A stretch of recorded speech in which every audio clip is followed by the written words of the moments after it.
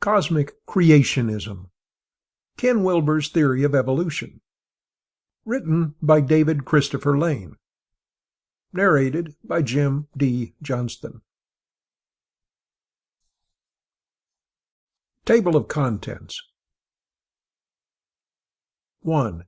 Misunderstanding Evolution. 2. Evolution Revisited, a Dialogue. 3. Frisky Dirt. 4.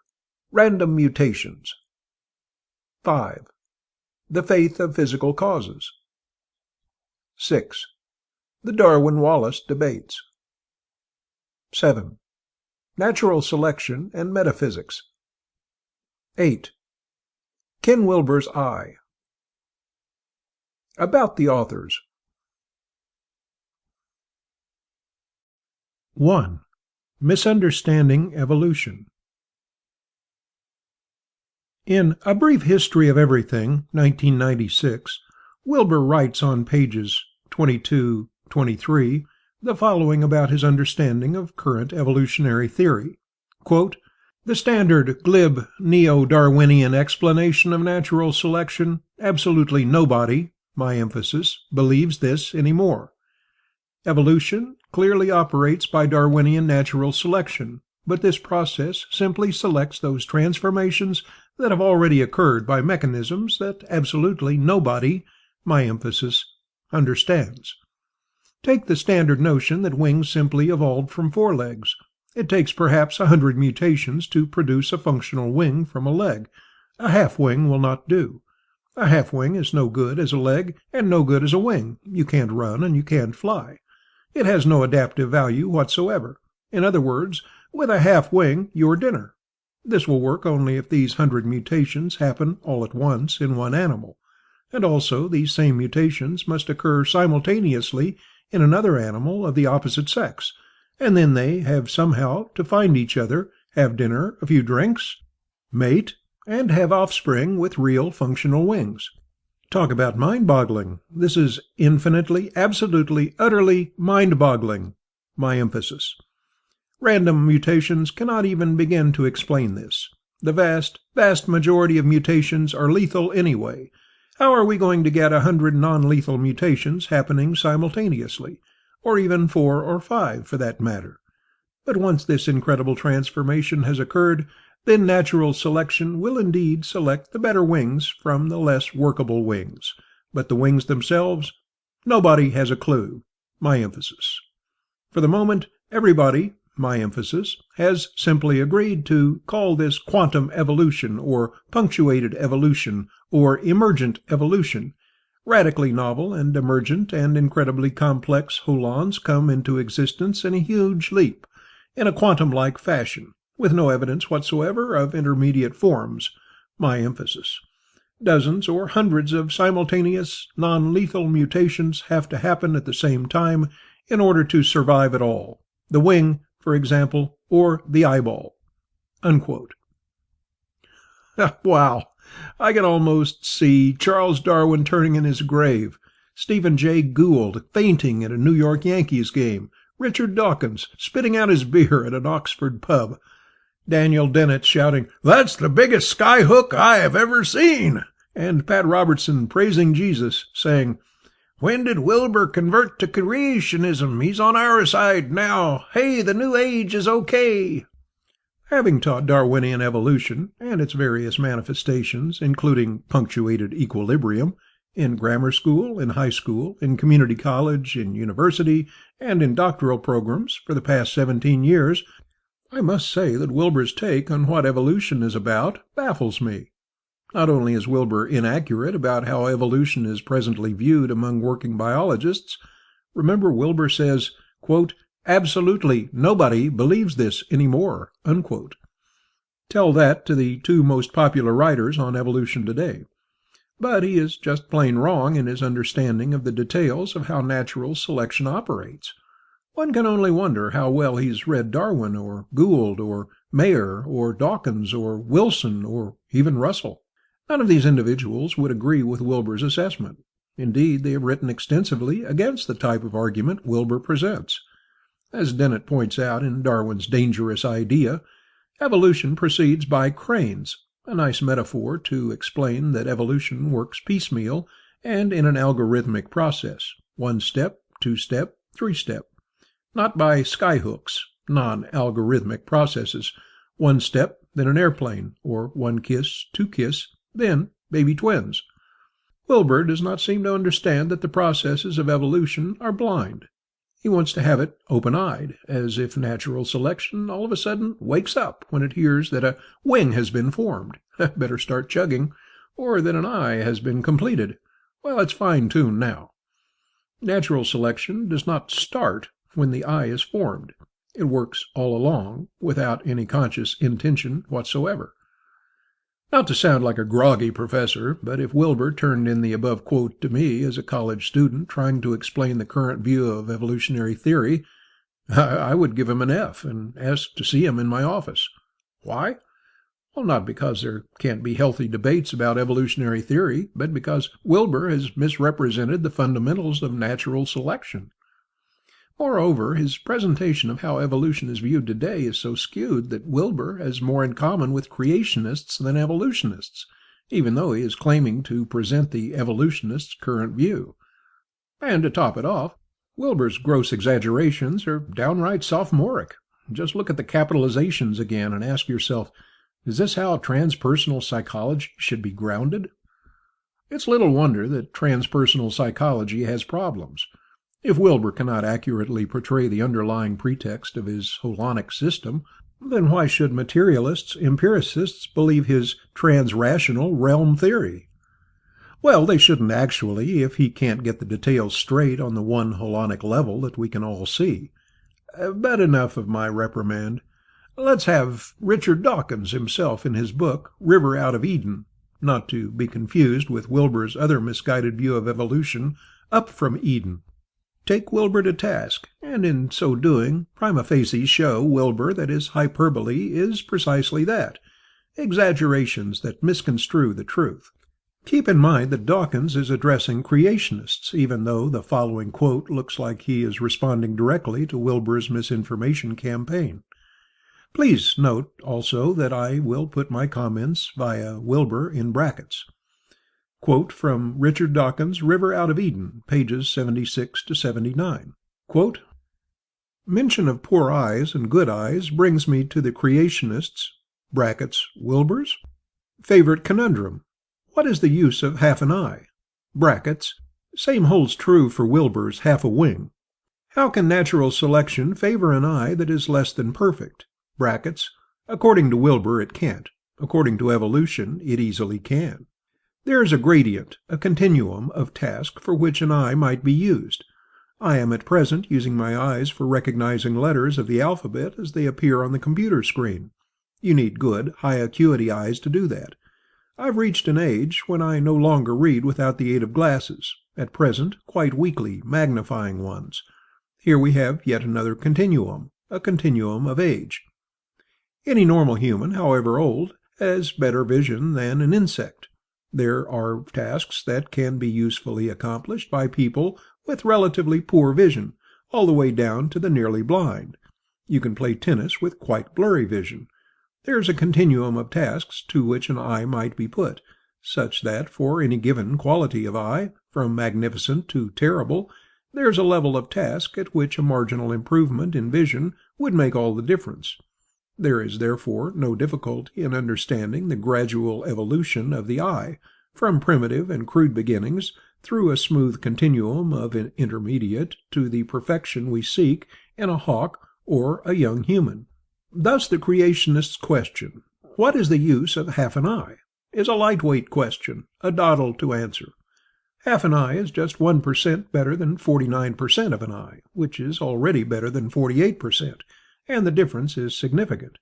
A more ponderous show of weight seems to lie behind the inevitable supplementary, speaking as a physicist, I cannot believe there has been enough time for an organ as complicated as the eye to have evolved from nothing.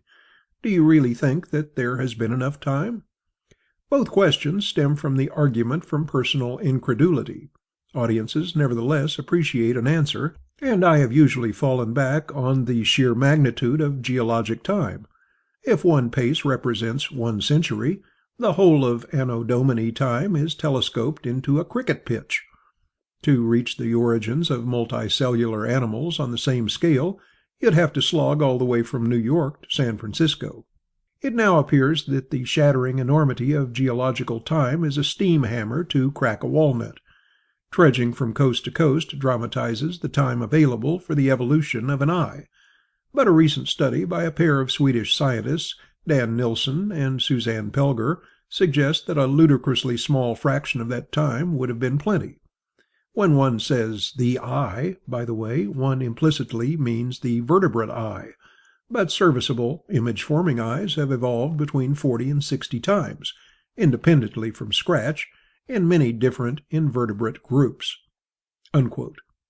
Sidebar: if you don't like Dawkins, then read Gould, Dennett, Darwin, or Barra's Evolution and the Myth of Creationism, Stanford University Press, 1990, which says essentially the same thing about evolution.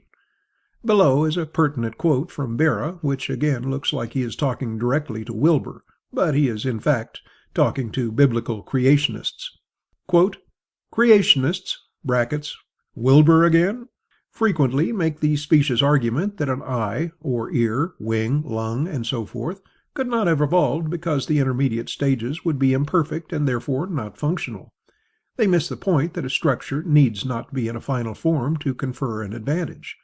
Some vision is better than none. Eyes did not arise suddenly from nothing. They evolved gradually, over hundreds of millions of years, by incremental improvements over previous models." Unquote.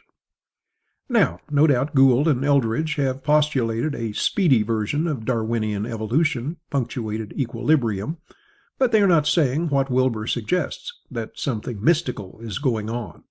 Rather, it just happens that if evolution is mostly a slow dance, there occasionally arises moments for some techno-hip-hop. Yet throughout it all, the feet are doing the moving, not some trans-rational force. What makes Wilber's remarks on evolution so egregious is not that he is more or less a closet creationist with Buddhist leanings, but that he so maligns and misrepresents the current state of evolutionary biology, suggesting that he is somehow on top of what is currently going on in the field. And Wilber does it by exaggeration, by false statements, and by rhetoric license. Wilber cannot understand half a wing or part of an eye. Well, those are the very things that Darwin himself talked about in On the Origin of Species. Moreover, just read Gould's book on the panda's thumb, and one will clearly understand the contingencies of nature and how certain parts of the body evolved to be utilized for their advantage, genetic or otherwise. Although it may seem that this issue of misunderstanding evolution is a small chapter in Wilber's overall work, it is so fundamental to his thinking that it makes one question the entire edifice upon which he has built spectrum psychology. As the cliché says, God resides in the details. It is those details that Wilber has consistently messed up. Keep in mind also that Wilber is being raked over the coals here not because he disagrees with evolution, but because he misrepresents it, and misrepresents the current status of the field. If he doesn't want to believe in Darwinian evolution or algorithmic evolution, then so be it. But at least be accurate in your appraisal of the discipline. Wilber illustrates a basic lack of understanding. In the terminology that I've been using, Wilber looks for the super-context, forgetting in the process that every text has a pretext, and every context is grounded in the holonic realm that precedes it. Wilber seems to forget his own theological leanings, suggesting that there has to be something mysterious going on that nobody understands, when in fact it's much simpler. Things, as Feynman might say, are made of littler things. Look first to those littler things, and everything becomes a bit clear. Avoid that, and you end up thinking that nobody could possibly make a pizza. But everybody who cooks knows that it takes ingredients, those items which are less, not more, not in addition, not super tremendous, than the completed project, to make a nice pizza pie. Well, Wilber wants to avoid the ingredients in his transpersonal recipe by postulating a consciousness-first principle. Okay, but then don't use that context to misread the pretext of molecular evolutionists. Or, as Wilber in his more lucid moments might say, like when he is ripping the new physics equals mysticism connection. Don't collapse hierarchies in order to squish in God or the Mysterion. 2. Evolution Revisited, a dialogue. Tom Floyd writes, "True enough, Wilber is an exaggerator and a misuser of absolutist terms of the highest, perhaps even non-dual order. But he did forewarn us in brief history that the style was colloquial rather than rigorous. Still, that's no excuse for his exaggerations. But how firmly established are all of the possible interpretations of the relatively scant physical record across the vast evolutionary time domain? Doesn't the added notion of punctuated equilibria call for additional mechanisms, some Wilber would say are spiritual and purposive, operating in tandem with the natural selection process?" David Lane replies, "According to Ernst Mayr, Stephen Jay Gould, and Niles Eldredge, punctuated equilibria does not at all necessitate anything spiritual or purposive. The idea itself is not even new, since indications of it were postulated as far back as 1825. It also dovetails with Darwinian evolution. As Ernst Mayr points out, quote, a modest theory of punctuationism is so strongly supported by facts and fits, on the whole, so well into the conceptual framework of Darwinism, that one is rather surprised at the hostility with which it was attacked." Unquote. Tom Floyd writes, "Even if there were a spiritual component to all this, Wilber has already postulated that it will have scientifically discernible physicalistic correlates, and we can at least hold him to that.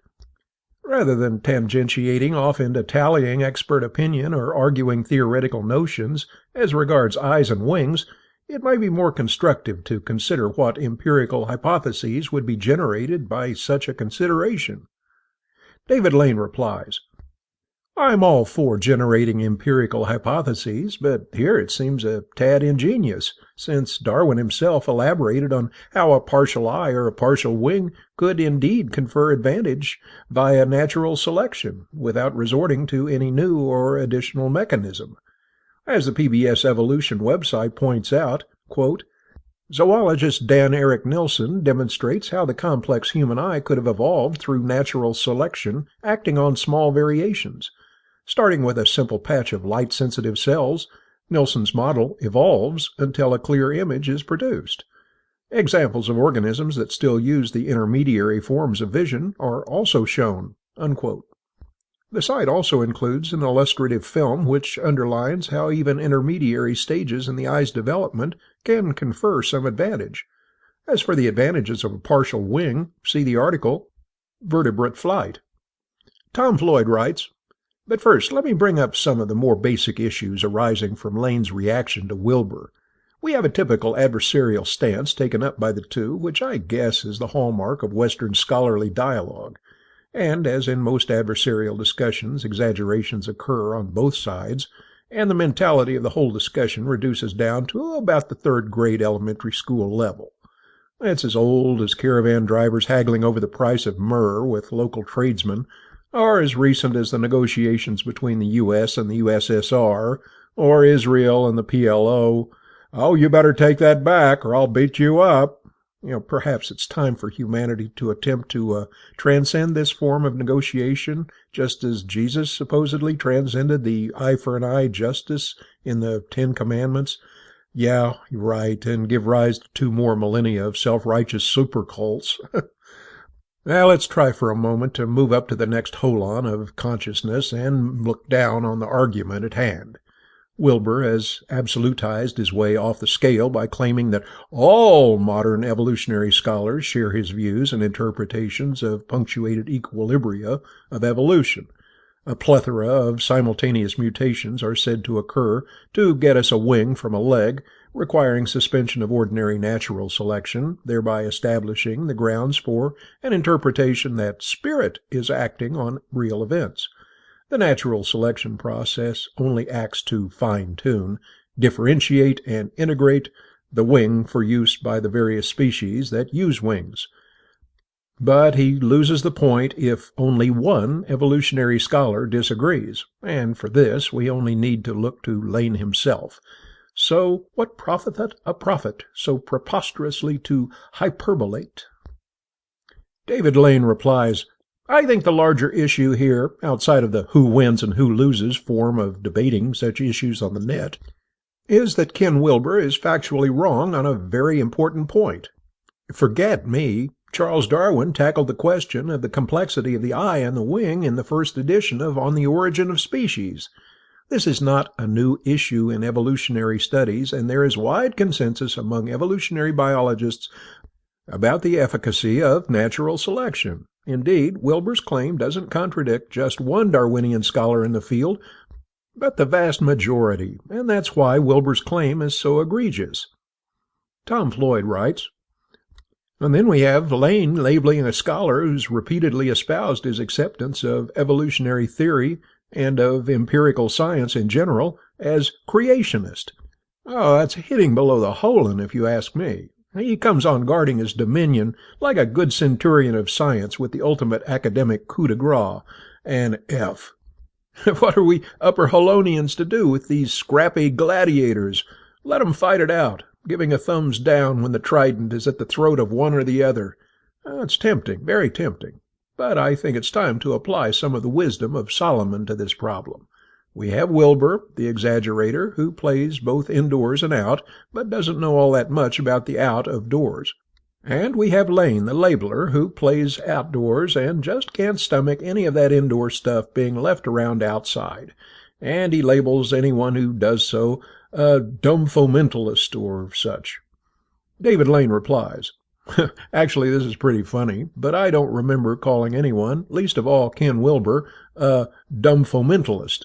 Indeed, I even suggested that the reason I was raking Wilber over the coals on this issue wasn't because he couldn't disagree with evolution by natural selection, but that he wholly misrepresented the current thought in the field. Wilber's misrepresentation is the problem, since it gives a false impression of what evolutionary biologists think. As for the indoor-outdoor metaphor, I am of the strong opinion that interior states of consciousness should be explored. Indeed, I've been a lifelong practitioner of meditation. But having said that, I think there is a potential danger in conflating our neurological states of being with ontological states of reality. As one quip goes, don't confuse neurology with ontology. There's no doubt that we have inner experiences, but the question that is key is how we interpret them. That, I believe, is still up for grabs. Tom Floyd writes, well, I say it's time to split the baby, but if we did, which one of these mothers would give up the fight? In this day of gangsta feuds on all levels, I don't think that would even work. So it remains for us high holonics, drop those comments about high colonics, we're trying to be post-New Age here, to come up with our own solution and drop these wads down the integrate and transcend these fine gentlemen. So, here goes. There are several underlying premises here to consider. 1. Why do we expect any individual to take on the responsibility for stating ultimate truths? Most scientists would never consider even the most carefully performed and highly funded project as definitive on a given question. I never take anyone seriously who makes a final statement that is to be considered fact or truth. My cynicism simply does not accept the perfection of human verbal expression. Words and sentences are such poor representatives of what I see in my consciousness that no amount of them will ever suffice as some sort of final truth, or even a fact for that matter. Describe your hand so that another person can visualize exactly what it looks like and what it can do. Write instructions for tying a shoe. Define the word is. Write down the difference in the odor of Chanel No. 5 versus CK1, for example. We can't even verbalize the sensory basics, much less the ultimates. Words are absolutely, well, almost absolutely, necessary for humanity as we know it, but they are a work in progress. And we haven't been doing much progress lately. They've been worshipped. In the beginning was the Word, and the Word was God. And there's every indication that they still are. We have vast armies of individuals in our culture, lawyers, legislators, academics, PR firms, whose jobs are nothing more than to find the right words. By right, I don't necessarily mean the most truthful, just the most manipulative. One reason we're sitting at this frustrating plateau of human verbal development is that we have not developed a very good theory of our own consciousness, the very substratum of verbal content. Meanwhile, my temporary solution is to consider every word I encounter. I don't care the source or the number of expert adherents to its veracity, just another opinion about the world around and inside me. That goes for my own words as well. I'm at least directly aware of their inadequacies. As a corollary to what I've just said, all words lie to a certain extent. They transfer only a part of the meaning, consciousness, that we are trying to convey, even when we do not intend to lie. David Lane replies, I don't disagree with you about the imprecision of language, but that is even more reason to allow deep critical feedback and for us to engage in rigorous debates when we feel something has been maligned or misquoted or inaccurately described. In other words, your very argument can be flipped around and used to demonstrate why it is important not to let thinkers like Ken Wilber off easy under the lame excuse that they are speaking in a colloquial way. Even you don't agree with your own argument here, since you're using words to contravene the words I use to critique Ken Wilber's thoughts on evolution. I applaud your efforts, and so, I would imagine, should Ken applaud those who would spend the time to analyze and critique his ideas, even if he doesn't necessarily agree with such criticisms all the time. Tom Floyd writes, 2. Adversarialism, as we witness every day in Congress, in our legal system, or right here in these debates, to my mind, is pitting one lie against another to get at the truth. Look at negative advertising. It works. Look at the O.J. trial. Look at the flip-floppy public statements in carcinogen research. The real winners in all this are the lawyers, politicians, the media, and PR firms. I know it's the best system yet devised. Right, why tamper with it? Because it's becoming very annoying, that's why. The winning argument is one that supposedly devastates the opponent by providing non sequitur revelations of misstatement or association. The one who can throw out the most convincing negative comment, he lied about that punctuated equilibrium idea, or he's one of them creationists, or that cop is a racist and obviously conned his buddy into strewing O.J.'s blood all over the crime scenes, or he's just a flatlander, is supposed to be the one holding the truth. I thought that I had gotten through to Lane in my earlier discourse regarding Wilber's association with da free whatever. And it would be as bad as my saying, did you know that Lane is just a dumb surfer dude that practices speaking in tongues when he's not here pretending to be a professor? Oh, it doesn't matter, does it? My suggestion, offer opinions that can help in understanding of other opinions. Wilber overstates his case with absolutes and exaggerations. Wilber might agree to a restatement by Lane if he removed the absolutes instead of listing them like so many charges in an inquisition. Instead, Lane labels Wilber with the undeserved pejorative creationist and would have us totally discount any of Wilber's argument as regards evolution. Adversarialism invokes exaggeration on both sides, and here we have no exception. David Lane replies, I've always liked Ken Wilber. I've met him personally on a few occasions back in the 1980s, and he was always very friendly, very engaging. He even supported a research journal, Understanding Cults, that Brian Walsh and I published for a short period. He was generous with his time, and back then seemed to listen to my criticisms of Da Free John. I've used Ken Wilber's books many of my classes at the undergraduate and graduate level. I still use his book, The Marriage of Sense and Soul, in my upper division religion and science course at California State University, Long Beach. So I completely disagree with you when you claim that I'm suggesting that we totally discount Wilber as regards evolution, or any subject for that matter.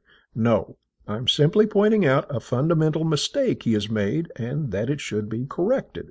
There's no reason to see this as adversarial, just as I shouldn't see your critique of what I've written as adversarial.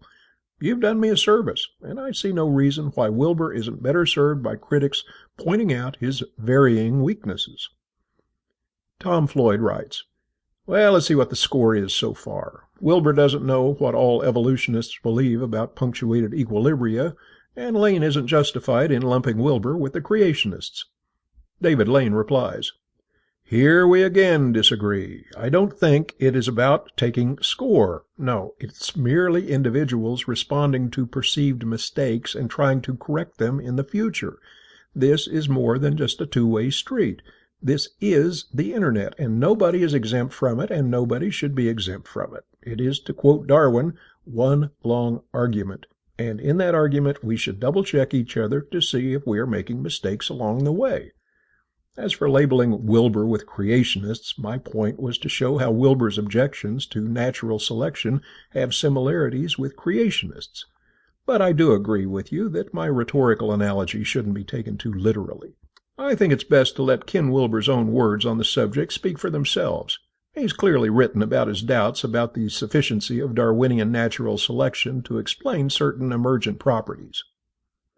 Tom Floyd writes, "Still, we have to make something out of this punctuated equilibrium problem that creationists have used to challenge natural selection as the primary factor in species origins.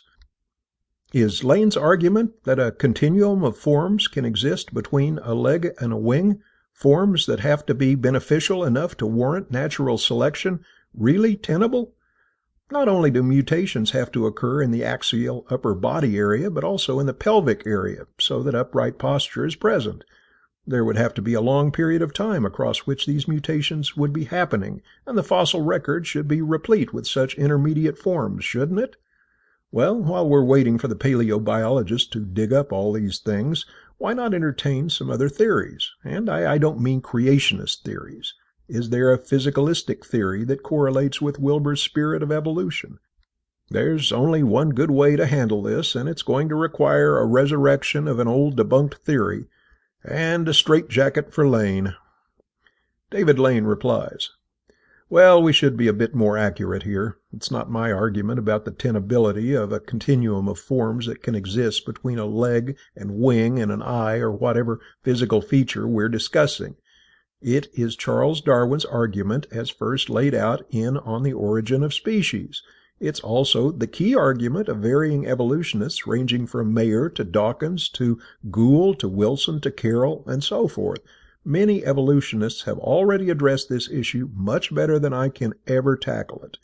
I suggest a close reading of Sean Carroll's newest book, The Making of the Fittest, which describes the DNA fossil record and how scientists today are better understanding how slight incremental changes can indeed confer advantages in temporal geometric spaces.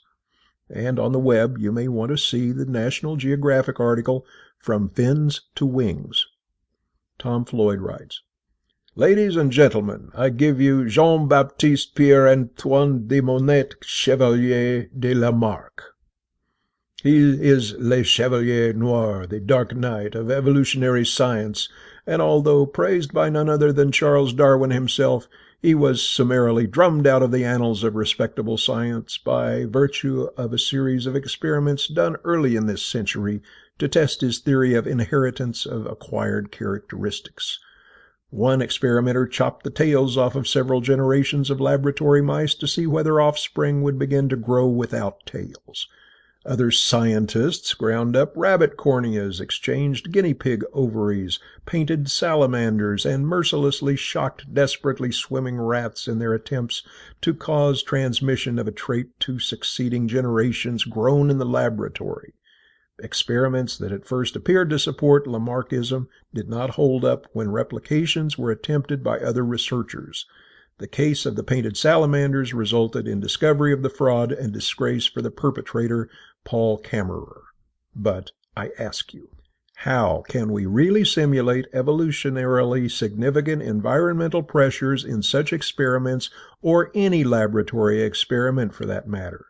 In an attempt to shortcut the thousands or millions of years required in the wild for effects to be produced, extreme unnaturalistic, even preposterous stimuli have to be introduced. The real environmental pressure in these studies is the experimenter himself, and the only adequate response for these poor creatures would be to get the hell out of the lab. Perhaps they did, in spirit. Lamarck's inheritance of acquired characteristics was accepted by Darwin in The Origin of Species as an integral part of his original theory of evolution. In The Variation of Animals and Plants Under Domestication, he presented his provisional hypothesis called pangenesis, in which every part of the body held small particles called gemmules. As waves, we can call them spirit, which would travel to the germ cells and modify the next generation according to the acquired traits of the parent generation. Are we to accept a person like Darwin that proposes such cockeyed hypotheses as one of the founders of modern biology? Well, I'll bet Lane wouldn't have. David Lane replies, "It's well known that Charles Darwin's sixth edition of Origin of Species, side note, the 'on' which appeared in his first edition had been dropped by this time, contains non-selective forces outside of natural selection. Many evolutionists regard these later editions as containing more mistakes versus less, primarily because Darwin was unaware of the work of Gregor Mendel, who would have provided him with a clear theory of inheritance. Lamarck's inheritance of acquired characteristics, of course, has long been rejected by genetics. But your last two sentences here highlight once again a major misunderstanding of what I was driving at in my critique of Ken Wilber. All authorities of whatever stripe are potentially wrong, so it is silly to invoke Darwin as a supreme authority, as if he couldn't be mistaken. Darwin was mistaken on many points, but to his credit he was quite willing to admit those when confronted with sufficient evidence. Indeed, he might be surprised to see how much has been added to his theory of evolution. I think an extended quote from the Talk Origins archive will be helpful here to unpack some confused notions about the current state of evolutionary thinking. The modern theory of the mechanism of evolution differs from Darwinism in three important respects. 1. It recognizes several mechanisms of evolution in addition to natural selection. One of these, random genetic drift, may be as important as natural selection. 2. It recognizes that characteristics are inherited as discrete entities called genes. Variation within a population is due to the presence of multiple alleles of a gene. 3. It postulates that speciation is usually due to the gradual accumulation of small genetic changes. This is equivalent to saying that macroevolution is simply a lot of microevolution. In other words, the modern synthesis is a theory about how evolution works at the level of genes, phenotypes, and populations, whereas Darwinism was concerned mainly with organisms, speciation, and individuals. This is a major paradigm shift, and those who fail to appreciate it find themselves out of step with the thinking of evolutionary biologists. Many instances of such confusion can be seen here in the news groups, in the popular press, and in the writings of anti-evolutionists. The major controversy among evolutionists today concerns the validity of point 3 above. There are many who believe that the fossil record at any one site does not show gradual change, but instead long periods of stasis followed by rapid speciation. This model is referred to as punctuated equilibrium, and it is widely accepted as true, at least in some cases. The debate is over the relative contributions of gradual versus punctuated change, the average size of the punctuations, and the mechanism. To a large extent, the debate is over the use of terms and definitions, not over fundamentals. No new mechanisms of evolution are needed to explain the model. Some scientists continue to refer to modern thought in evolution as neo-Darwinian. In some cases, these scientists do not understand that the field has changed, but in other cases, they are referring to what I have called the modern synthesis, only they've retained the old name. Tom Floyd writes, "Evolution science, like astronomy, is an observational science, not an experimental one." David Lane replies, "Well, this may have been true years ago, but not anymore. Indeed, there are a number of ways to option how evolution occurred in the past, ranging from genetic sequencing to fossilized DNA to the study of bacterial resistance, and so forth. In a recent paper for Science, Volume 312, number 5770, pages 111 to 114, Daniel M. Weinrich et al. Demonstrated how evolution is open to both observational and experimental science. Quote, 5-point mutations in a particular B-lactamase allele jointly increase bacterial resistance to a clinically important antibiotic by a factor of around 100,000. In principle, evolution to this high-resistance B lactamase might follow any of the 120 mutational trajectories linking these alleles. However, we demonstrate that 102 trajectories are inaccessible to Darwinian selection, and that many of the remaining trajectories have negligible probabilities of realization, because 4 of these 5 mutations fail to increase drug resistance in some combinations. Pervasive biophysical pleiotropy within the B lactamase seems to be responsible, and because such pleiotropy appears to be a general property of missense mutations, we conclude that much protean evolution will be similarly constrained. This implies that the protean tape of life may be largely reproducible and even predictable." Unquote. Tom Floyd writes, "Theory is generated in the mind of the scientist. How, the true scientist is not even allowed to consider, after painstaking observations and classifications of the objects discovered." David Lane replies, "Whoever said that a scientist is not even allowed to consider how theories are generated in his or her mind? This claim by you is not only unsupported, but is literally untrue, given that a number of neurologists are trying to understand how indeed the brain generates models and hypotheses. Gerald Edelman, among others, has tried to tackle this very issue in his latest book, Second Nature." Tom Floyd writes, "Hypotheses tested are usually existential rather than experimental. You look for missing links, right? Time has come to revisit Lamarck with plenty of new knowledge and insights. Wilber notwithstanding, I can't see how evolution could have missed out on such an effective shortcut to natural selection as permitting consciousness to help direct its course."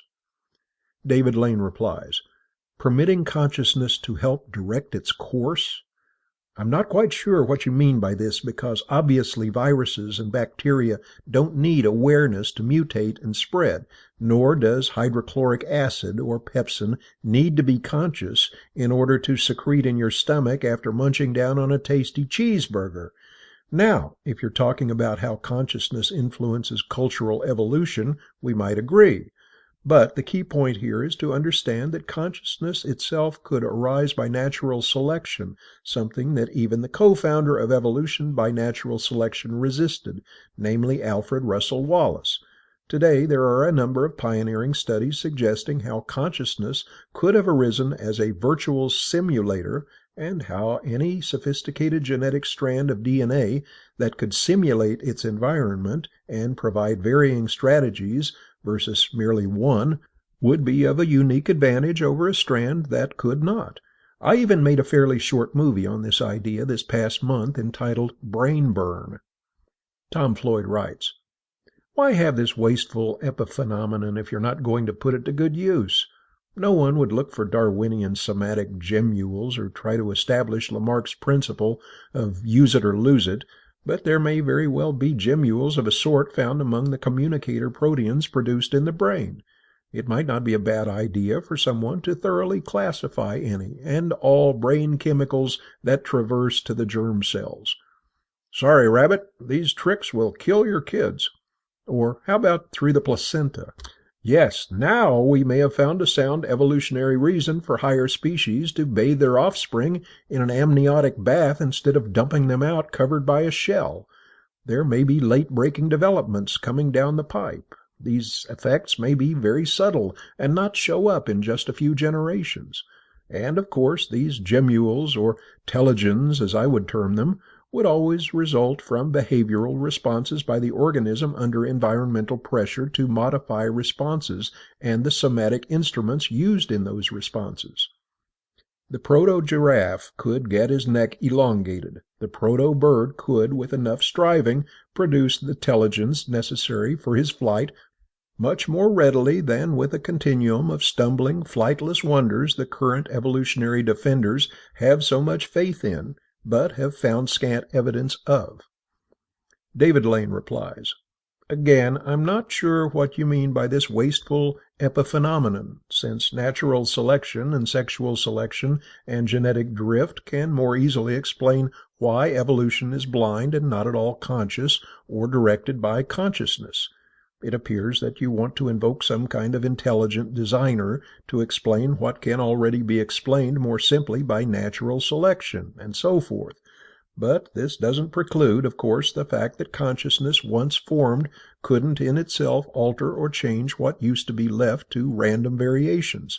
Indeed, we're already consciously directing how we produce genetically modified grains. James Watson's text, DNA, is a nice primer on this subject.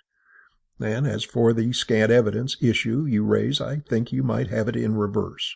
There are an abundance of refereed journal articles published on the divergent lines of evidence supporting natural selection, and next to none on intelligent design that are published in reputable scientific journals.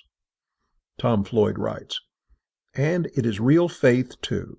Look at the quotes by Dawkins and Berra as quoted by Lane. It's too bad that academic science has so vehemently defended a theory as if it were a proven fact. It's taught as if it were fact. It is presented to the lay public in documentary after documentary as if it were fact. You get an F if you don't regurgitate it back in class as fact. It's the same for Big Bang cosmogenesis. But isn't this really just another form, however time-consuming and elaborate, of creationism? We're still left with nothing all of a sudden becoming something. A something that just happens to be so lucky that it becomes us and company. Wilber's just trying to get us to study the pizza maker as well as the pizza. I think the zeitgeist demands it, and I'd much rather have such an inquisition or inquiry done by those who accept science as part of the overall picture. David Lane replies, while we can certainly debate on how life arose billions of years ago, the subject we were discussing wasn't on the ultimate origins of the universe, but the mechanism that explains how evolution occurs at the genetic and species level. For example, we can discuss how waves are formed in the ocean without having to resort to the ultimate question of how hydrogen and oxygen came together to form H2O.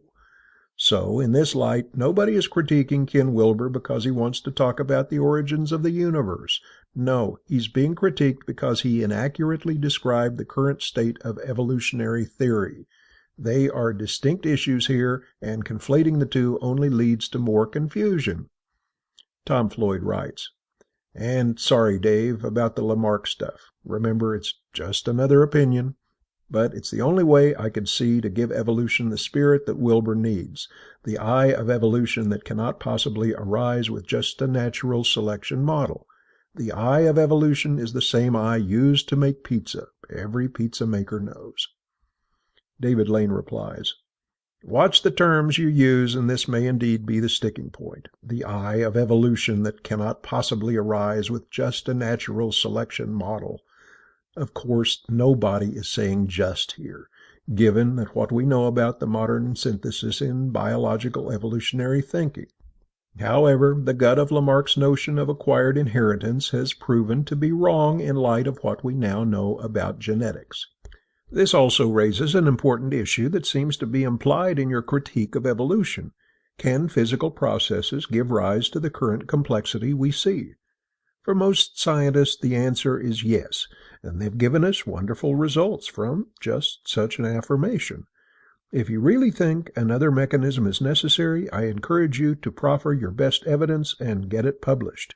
But, as the late Carl Sagan once cautioned, extraordinary claims demand extraordinary proof. Or, as we teach in our critical thinking classes, the burden of proof is on the one who makes the claim. If consciousness is a necessary feature to the evolution of simple proteins, I would love to see your convincing data.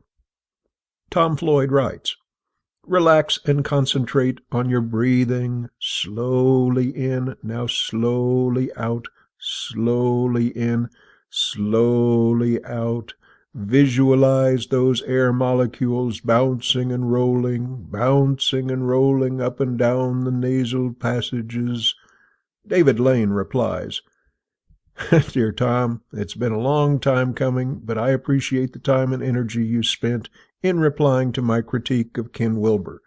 Keep up the sharp edge, and feel most free to rip, shred, and lacerate anything I write. 3. Frisky Dirt. Frank Visser has, through a series of underappreciated essays, systematically critiqued Ken Wilber over his egregious misunderstanding of evolution by natural selection. Why Ken Wilber has not yet responded to Visser and other critics over this issue is baffling. I've known Ken Wilber since 1983, when I first met him and Treya for a lovely dinner at Gaylord's Indian Restaurant in San Francisco. Later, when Treya was diagnosed with cancer, we met in Del Mar, California, where I was living, for breakfast.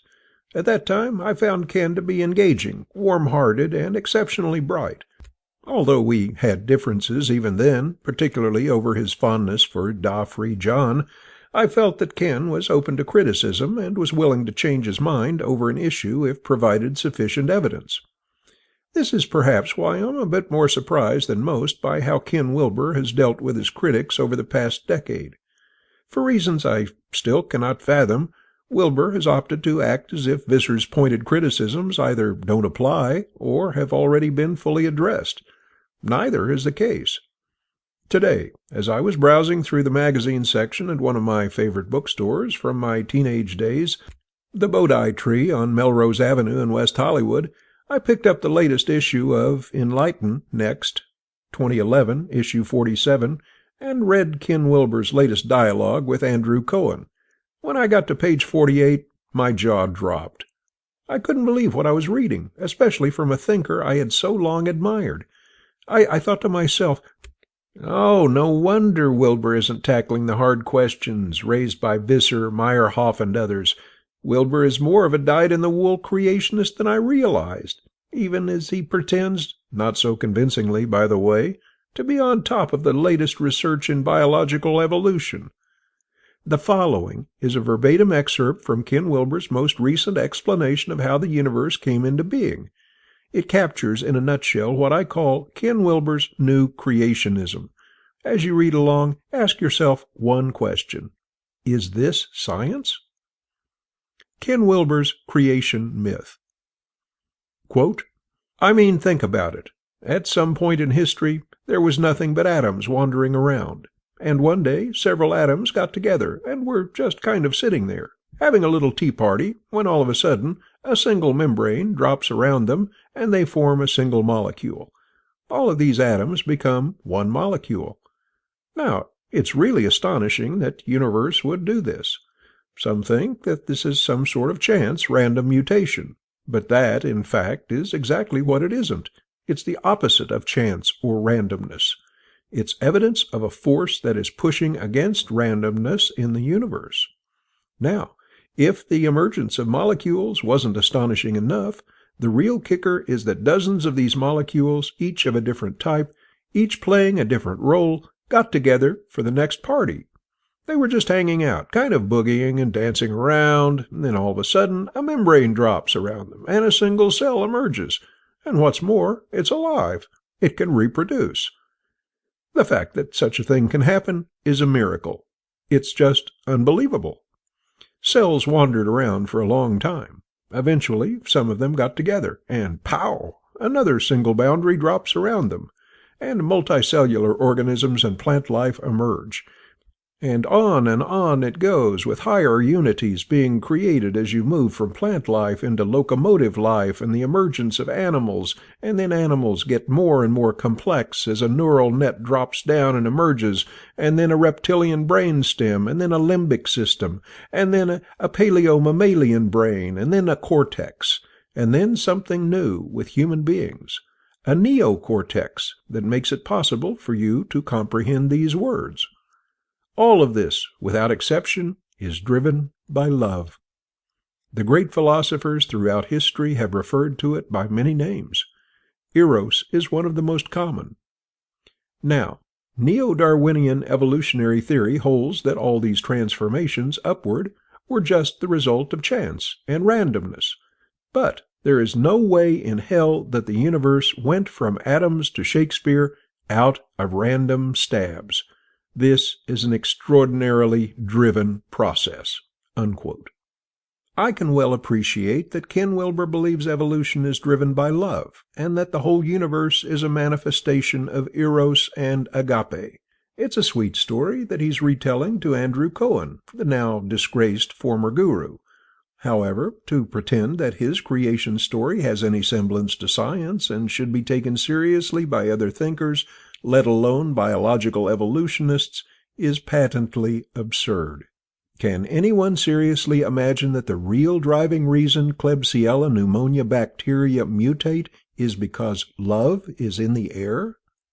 What we have here is Ken Wilber's myth about how the universe operates, and as a myth it shares much in common with other Egyptian, Hindu, and Christian myths.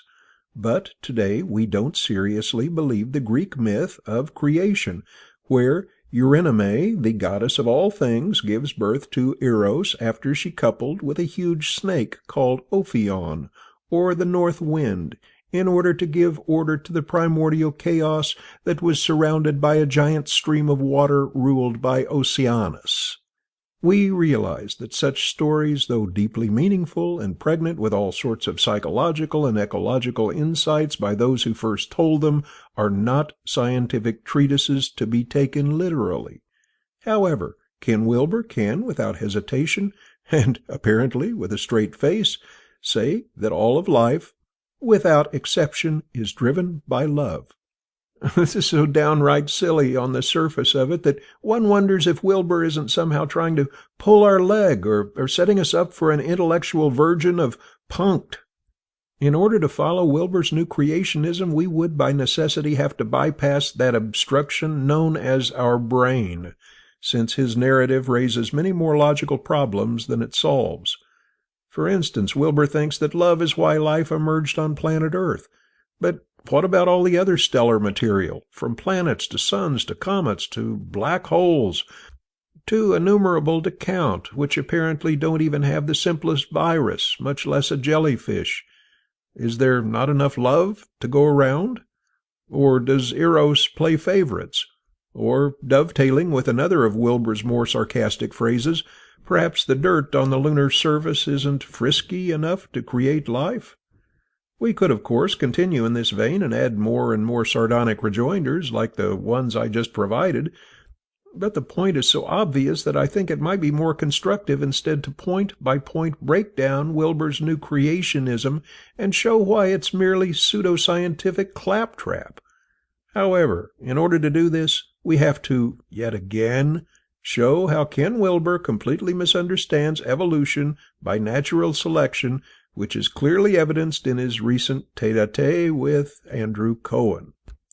Ken Wilber repeatedly makes the error that neo-Darwinists believe that evolution is driven by randomness and chance only. Wilber writes, quote, "Neo-Darwinian evolutionary theory holds that all these transformations upward were just the result of chance and randomness." Unquote. This is completely untrue. VISITED, a well-known acronym used to teach grammar school children about the basics of evolution, might be a useful instructive tool to counteract Wilber's persistent confusion about what natural selection is all about. In order for there to be design in the universe, it is not necessary to invoke God or intelligence. This is perhaps why religious fundamentalists have such troubles with Darwinism, since it does away with the prime mover behind their creation stories. What is needed is the following, each of which can occur without a grand overlord: variation plus inheritance plus selection, including time equals design. Ken Wilber repeatedly sidesteps this algorithmic sequence when he talks about evolution, and invariably, in his shorthanded way of explaining the astonishing emergence of life on this planet, tends to use language that betrays his own biases on the subject. Watch how many times Wilber employs the word drops when trying to explain the emergence of new material properties. Quote, "Several atoms got together and were just kind of sitting there having a little tea party when all of a sudden a single membrane drops around them and they form a single molecule." Unquote. Quote, "Then all of a sudden a membrane drops around them and a single cell emerges." Unquote. Quote, "Another single boundary drops around them and multicellular organisms and plant life emerge." Unquote. Quote, "Then animals get more and more complex as a neural net drops down and emerges, and then a reptilian brainstem, and then a limbic system, and then a paleo-mammalian brain, and then a cortex, unquote. But according to molecular biology, nothing whatsoever drops down the way Wilber wishes to suggest in his attempt to cast doubt on how simpler forms can bond to create more complex structures. For example, we can all witness with our own eyes that a complex set of water molecules, known as waves, don't get dropped down in the ocean when conditions are right. No, waves arise because of very physical factors that anyone can see, including increased winds, earthquakes, and displaced land masses. The emergence of a sea wave isn't mysterious if one understands anything about the rudiments of oceanography. The same holds true at the levels of atoms and what happens when they coalesce. Quote, "The shape of a water molecule is also a tetrahedron. Oxygen has 6 valence electrons and 2 holes, thus can bond with 2 hydrogens. Therefore, the chemical formula for water is H2O. Oxygen's other 4 valence electrons, in 2 pairs, are not bonded to any other atoms. Thus, these are referred to as unshared pairs of electrons. Oxygen shares electrons with hydrogen, but pulls just a little harder on the electrons. The electrons are just a little closer to the oxygen than the hydrogens, so this is called a polar covalent bond. Note that even though the molecule as a whole is electrically neutral, the plus and minus charges balance, the ends of the molecule, where the hydrogen nuclei are, which contain only a proton, have a sort of positive charge, and the ends of the molecule by the unshared pairs of electrons are sort of negative. The sort of positive ends on one water molecule are attracted to the sort of negative ends on another water molecule. This is called hydrogen bonding. Actually, hydrogen bonding can happen with other molecules besides water." Unquote. See atoms, molecules, water, pH. Ironically, Wilber's own parlance is precisely the type used by creation scientists. Daniel Dennett, in his now famous treatise, Darwin's Dangerous Idea, uses 2 metaphors to explain the differences between evolutionists and creationists. The former take a crane-like approach to the subject, step by step, empirical, verifiable, whereas the latter, Wilber and company, tend to use a skyhook approach, drops, to the subject, indicating that something trans-physical must happen in order for the newly emerged structure to arise.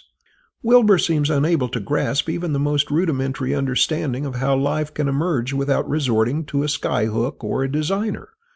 This becomes painfully too obvious when Wilber claims, quote, "Then, all of a sudden, a membrane drops around them and a single cell emerges. And what's more, it's alive. It can reproduce. The fact that such a thing can happen is a miracle. It's just unbelievable." Unquote. These 2 last lines are elemental and perfectly define Wilber's new creationism.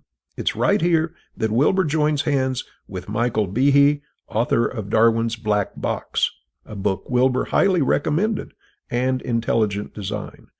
Behe, too, cannot imagine how a complex cell could arise from purely naturalistic causes, and has for many years championed the idea of irreducible complexity at the level of the cell. Yet, Behe's position has been heavily criticized by a wide array of working biologists who point out that many of his examples to illustrate irreducible complexity are either wrong or have already been explained without resorting to a higher-order design.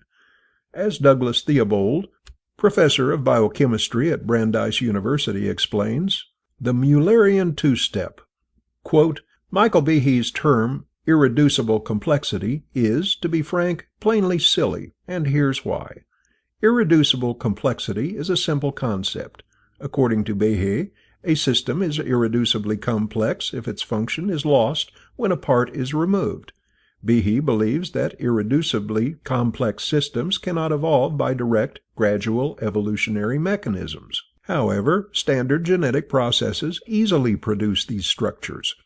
Nearly a century ago, these exact systems were predicted, described, and explained by the Nobel Prize-winning geneticists H.J. Muller using evolutionary theory. Thus, as explained below, So-called irreducibly complex structures are in fact evolvable and reducible. Behe gave irreducible complexity the wrong name. Behe's flawed argument. Behe claims that irreducibly complex systems cannot be produced directly by gradual evolution. But why not? Behe's reckoning goes like this. P1. Direct gradual evolution proceeds only by stepwise addition of parts. P2. By definition, an irreducibly complex system lacking a part is non-functional. C. Therefore, all possible direct gradual evolutionary precursors to an irreducibly complex system must be non-functional. Of course, Behe's argument is invalid since the first premise is false. Gradual evolution can do much more than just add parts. For instance, evolution can also change or remove parts. Pretty simple, huh? In contrast, Behe's irreducible complexity is restricted to only reversing the addition of parts. This is why irreducible complexity cannot tell us anything useful about how a structure did or did not evolve. With Behe's error now in hand, we immediately have the following embarrassingly facile solution to Behe's irreducible conundrum. Only two basic steps are needed to gradually evolve an irreducibly complex system from a functioning precursor. Add a part, make it necessary. It's that simple. After these two steps, removing the part will kill the function, yet the system was produced directly and gradually from a simpler functional precursor, and this is exactly what Behe alleges is impossible. As a scientific explanation, the Mullerian two-step is extremely general and powerful, since it is independent of the biological specifics of the system in question. In fact, both steps can happen simultaneously in a single event, even a single mutation. The function of the system can remain constant during the process, or it can change. The steps can be functionally beneficial, adaptive, or not, neutral. We don't even need to invoke natural selection in the process. Genetic drift or neutral evolution will do. The number of ways to add a part to a biological structure is virtually unlimited, as is the number of different ways to change a system so that a part becomes functionally essential. Plain, ordinary genetic processes can easily do both." Unquote. However, has Wilber seriously grappled with the wide and pointed critiques made of Behe's corpus, and by extension his own unwarranted creationism? No. The most troubling line from Wilber's latest anti-Darwinian missive is when he boldly and without any nuance whatsoever exclaims, quote, "But there is no way in hell that the universe went from Adams to Shakespeare out of random stabs." Unquote. I don't know if Wilber's utilization of hell in this context is a Freudian slip or not, but I do know that he once again completely misunderstands evolution by natural selection. No, Ken, Shakespeare doesn't arise from random stabs. Are we invoking Julius Caesar here as well? Et tu, Brute? Ken Wilber is once again using a straw man argument to bolster his contentious idea that some other force, love, is what makes the world go round, and moths turn into butterflies, and mediators into bodhisattvas. Evolutionists do not hold that chance and chance alone is what allows for the emergence of new and better adapted forms on terra firma. Indeed, the very fact that Wilber would persist in using this same canard over and over again suggests something inherently dishonest in his approach to the subject. Or, as the talksorigin.org website says even more graphically in 5 Major Misconceptions About Evolution, quote, "There is probably no other statement which is a better indication that the arguer doesn't understand evolution." Unquote. The website continues, quote, "Chance certainly plays a large part in evolution, but this argument completely ignores the fundamental role of natural selection, and selection is the very opposite of chance. Chance, in the form of mutations, provides genetic variation, which is the raw material that natural selection has to work with. From there, natural selection sorts out certain variations. Those variations which give greater reproductive success to their possessors, and chance ensures that such beneficial mutations will be inevitable, are retained, and less successful variations are weeded out. When the environment changes or when organisms move on to a different environment, different variations are selected, leading eventually to different species. Harmful mutations usually die out quickly, so they don't interfere with the process of beneficial mutations accumulating. Nor is abiogenesis, the origin of the first life, due purely to chance. Atoms and molecules arrange themselves not purely randomly, but according to their chemical properties. In the case of carbon atoms especially, this means complex molecules are sure to form spontaneously, and these complex molecules can influence each other to create even more complex molecules. Once a molecule forms that is approximately self-replicating, natural selection will guide the formation of ever more efficient replicators. The first self-replicating object didn't need to be as complex as a modern cell or even a strand of DNA. Some self-replicating molecules are not really all that complex, as organic molecules go." Unquote. I first critiqued Ken Wilber on his misunderstanding of evolution back in 1996, right after his book, A Brief History of Everything, was published. It's now been 14 years, and if anything, Wilber has become even more firmly entrenched in his new brand of creationism, which ironically mimics much of what Christian fundamentalists object to about Darwinianism. And Wilber doesn't have to look far for alternative theories about how the universe came into being. See Stephen Hawking's Grand Design or Sean Carroll's From Eternity to Here, for starters, without resorting to Eros pushing chaos aside inside an atom so it can mate with others and create anew. Yes, we can debate the merits of evolution and astrophysics in trying to understand how the universe and life came into being. But in so doing, it is important to accurately present the arguments we oppose. Wilber has shown a tendency to abdicate that responsibility in his rush to push his creationist agenda. In so doing, and by avoiding the pertinent criticisms of Frank Visser and others, Wilber continues to tarnish his intellectual reputation. An integral theory without integrity is ultimately bankrupt.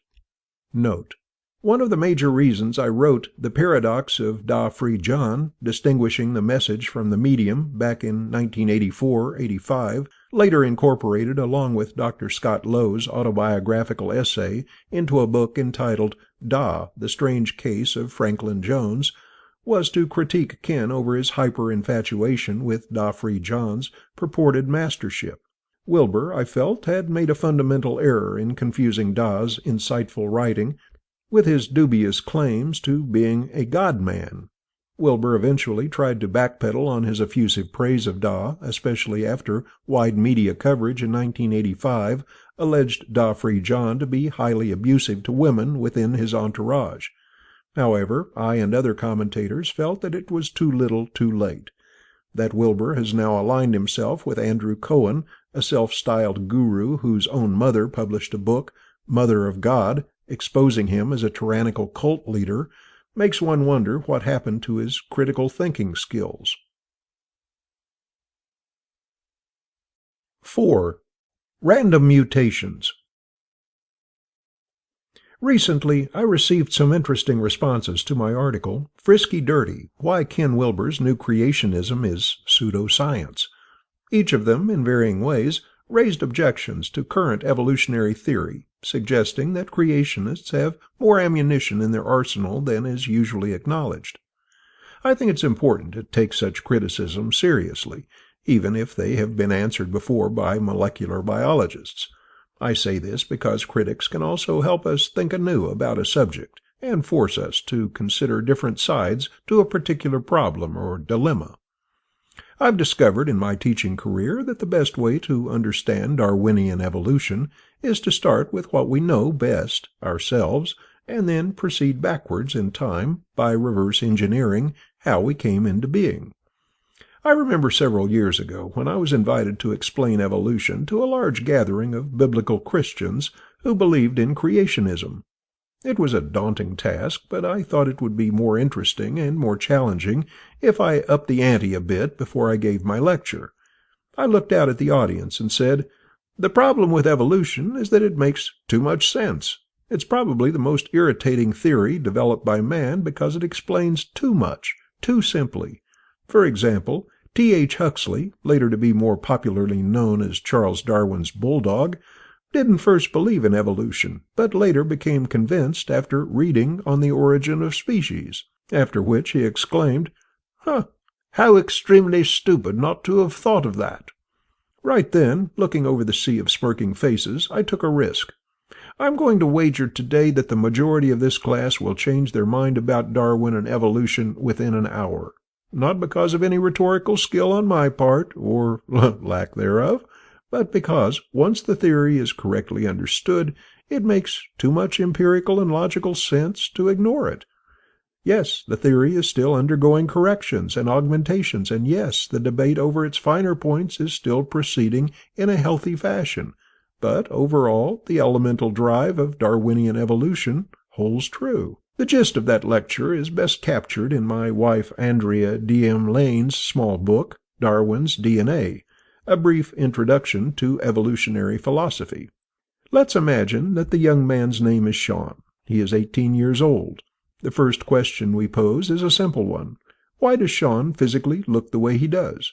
Accepting his clothes and hygiene and other personal choices, my students invariably say, because of his parents. And that is certainly true, and nobody tends to dispute the fact that his parents were the key to his physical looks. But what is it that his parents bring to the equation? The simple answer, of course, is that Sean's father, let's call him Christopher, contributes sperm, whereas his mother, let's call her Catherine, an egg. Both substances are quite small. A human sperm, for instance, including both its head and its tail, is roughly 55 microns, so tiny that it is 25,000 times smaller than a golf ball. At this point, we start to see one of the first hallmarks of science, and one that is often misunderstood, reductionism. The contribution that Sean's parents made to their offspring doesn't come at the phenotype level. That is merely the replicating appliance, but rather at the genotype particulate. We've scaled down from a 6-foot 1-inch body and a 5-foot 4-inch body to precisely what those larger frames house, a sperm and an egg. Now we have literally reduced Sean's parents to the arena where the information they share is more easily accessible and localized. One metaphorical way of putting this is to imagine that Christopher and Catherine are individual books, filled with all sorts of historical information. Their desire is to recombine their books and produce a new edition. Since human sexual intercourse is literally the intertwining of two fairly large body forms, so that a transmission of information can catalytically induce a viable recombination to occur, we can readily see that what makes a child is essentially the intersecting of binary forms of data. The larger question that arises in this metaphor, with its real-world applications, is how to decipher Catherine's and Christopher's contributions to the book they named Sean. In what language are their books written? Are they the same language or different? What is the alphabet or rudimentary notation wherein their respective knowledge is inscribed? Today, unlike in Darwin's day, we can actually answer these queries with remarkable accuracy. Although an egg and a sperm are compositely varied, the essential code they contain is written in a biological language known most famously by its initials, DNA, or, more properly, deoxyribonucleic acid. This language comes in 4 letters, easily remembered with the acronym CTAG, CTAG. Here, C stands for cytosine, T for thymine, A for adenine, and G for guanine. Thus, Catherine and Christopher shared books that had a common 4-lettered language. These letters further comprised whole pages, numbering in the tens of thousands, known as genes, that formed 23 chapters, known as chromosomes. Our entire book is known as a genome. Sean is therefore the result of 2 genomes, or books, recombined, which results in a unified outcome of 25,000 plus genes, or pages, 23 chromosomes, or chapters, all written in DNA, a four-letter alphabet. Sexual selection, however, is merely the start of why Sean looks the way he does. Since obviously his mother could have chosen another author to help write her memoirs and in so doing produce a completely different son with a unique set of genes. Sean isn't merely a duplicate reconfiguring of his parents' deoxyribonucleic acid. Occasionally, when DNA is copied throughout one's body, it makes a copying error, what is known as a mutation. This can simply be a one-letter change. Instead of ATGGTTTGAT one might get ATGGTTGATTGTC. While at the level of just script it looks somewhat inconsequential, but in terms of applied genetics, such minor variations can loom large. Why mutations occur is a deep subject, but not an insurmountable one, especially if you have an understanding of Heisenberg's uncertainty principle and how quantum mechanics is based on indeterminacy. The introduction of chance, or occasional mutations, into the genome is important because it causally explains how a child can indeed be unexpectedly and unpredictably different than his parents. In other words, sexual selection is just one component in what makes up Sean's physical characteristics. DNA mutations are another. There are two fundamental ways to mutate a gene. The first way is through environmental damage. As the Learn Genetics website, sponsored by Genetics Science Learning Center at the University of Utah, explains, quote, "Ultraviolet light, nuclear radiation, and certain chemicals can damage DNA by altering nucleotide bases so that they look like other nucleotide bases. When the DNA strands are separated and copied, the altered base will pair with an incorrect base and cause a mutation. In the example below, a modified G now pairs with T instead of forming a normal pair with C. Environmental agents such as nuclear radiation can damage DNA by breaking the bonds between oxygen O and phosphate groups P. Cells with broken DNA will attempt to fix the broken ends by joining these free ends to other pieces of DNA within the cell. This creates a type of mutation called translocation. If a translocation breakpoint occurs within or near a gene, that gene's function may be affected." Unquote. The second way is by DNA replication. As the same website elaborates, quote, "Prior to cell division, each cell must duplicate its entire DNA sequence. This process is called DNA replication. DNA replication begins when a protein called DNA helicase separates the DNA molecule into two strands. Next, a protein called DNA polymerase copies each strand of DNA to create two double-stranded DNA molecules. Mutations result when the DNA polymerase makes a mistake, which happens about once every 100 million bases. Actually, the number of mistakes that remain incorporated into the DNA is even lower than this because cells contain special DNA repair proteins that fix many of the mistakes in the DNA that are caused by mutagens. The repair proteins see which nucleotides are paired incorrectly and then change the wrong base to the right one." Unquote.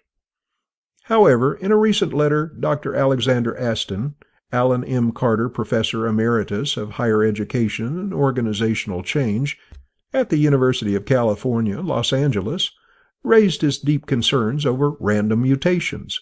Professor Aston writes, quote, "Like every other evolutionist I've talked to or read over the years, Lane finesses the greatest uncertainty in evolutionary theory, the notion of random mutations. Random is simply a fancy way of saying we don't know why it happened. In the field of statistics, the word implies that a great many events of a certain type, such as coin flips, collapsed wave functions, when viewed in the aggregate, follow a very predictable pattern. With coin flips, this pattern would be something like 0.5 heads. The fact that we don't know why particular mutations occur leaves a gap in evolutionary theory big enough to drive a creationist truck through. That is, why not postulate the guiding hand of some deity? And if we put our statistician's hat on, There's no way that the aggregate result of thousands of random mutations ever forms any kind of predictable pattern, that is, a dandelion, a cockroach, and so forth. This is not to say that the need for evolutionary theory to employ the concept of random mutations proves that the creationists are right, but simply that it leaves plenty of room for intention or love to operate." Unquote. From January 17, 2011. I think there are several issues that need to be unwound in Dr. Aston's assertions. First, we have to be clear about what we mean by a mutation, properly defined within genetics. Quote, "A mutation is a permanent change in the DNA sequence that makes up a gene. Mutations range in size from a single DNA building block, DNA base, to a large segment of a chromosome." Unquote. Second, we need to clarify what we mean by random in this context. The more fundamental feature in DNA replication is its remarkable fidelity. It is that fidelity that must be understood first in order to properly grasp what randomness entails and how it applies to genetic mutations. As Dr. Leslie Prey points out in her fine essay, DNA Replication and Causes of Mutation, quote, "DNA replication is a truly amazing biological phenomenon. Consider the countless number of times that your cells divide to make you who you are, not just during development, but even now, as a fully mature adult. Then consider that every time a human cell divides and its DNA replicates, it has to copy and transmit the exact same sequence of 3 billion nucleotides to its daughter cells. DNA polymerase enzymes are amazingly particular with respect to their choice of nucleotides during DNA synthesis, ensuring that the bases added to a growing strand are correctly paired with their complements on the template strand, that is, A's with T's and C's with G's. Nonetheless, these enzymes do make mistakes at a rate of about 1 per every 100,000 nucleotides. That might not seem like much until you consider how much DNA a cell has. In humans, with our 6 billion base pairs in each diploid cell, that would amount to about 120,000 mistakes every time a cell divides." Unquote. It is this replicating precision which is the backdrop to understanding varying rates of mutation, not all of which are equal depending on which part of the genome we're addressing in our analysis. Dr. Prey explains, quote, "Mutation rates vary substantially among taxa, and even among different parts of the genome in a single organism.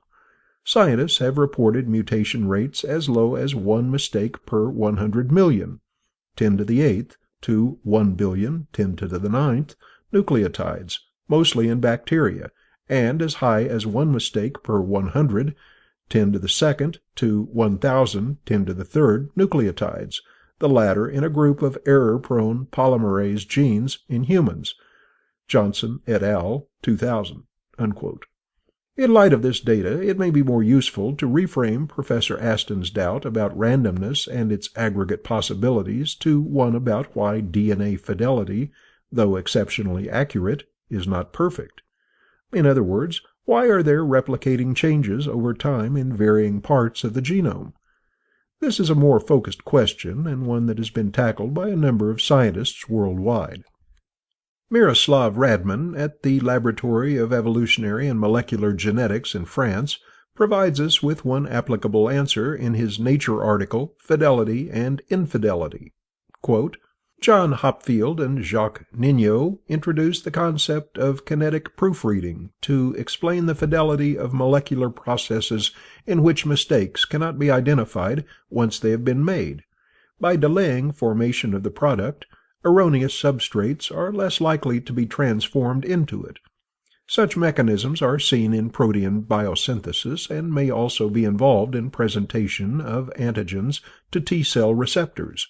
In these cases, high fidelity is gained at the expense of efficiency. Does nature attempt to achieve perfect fidelity using repair enzymes?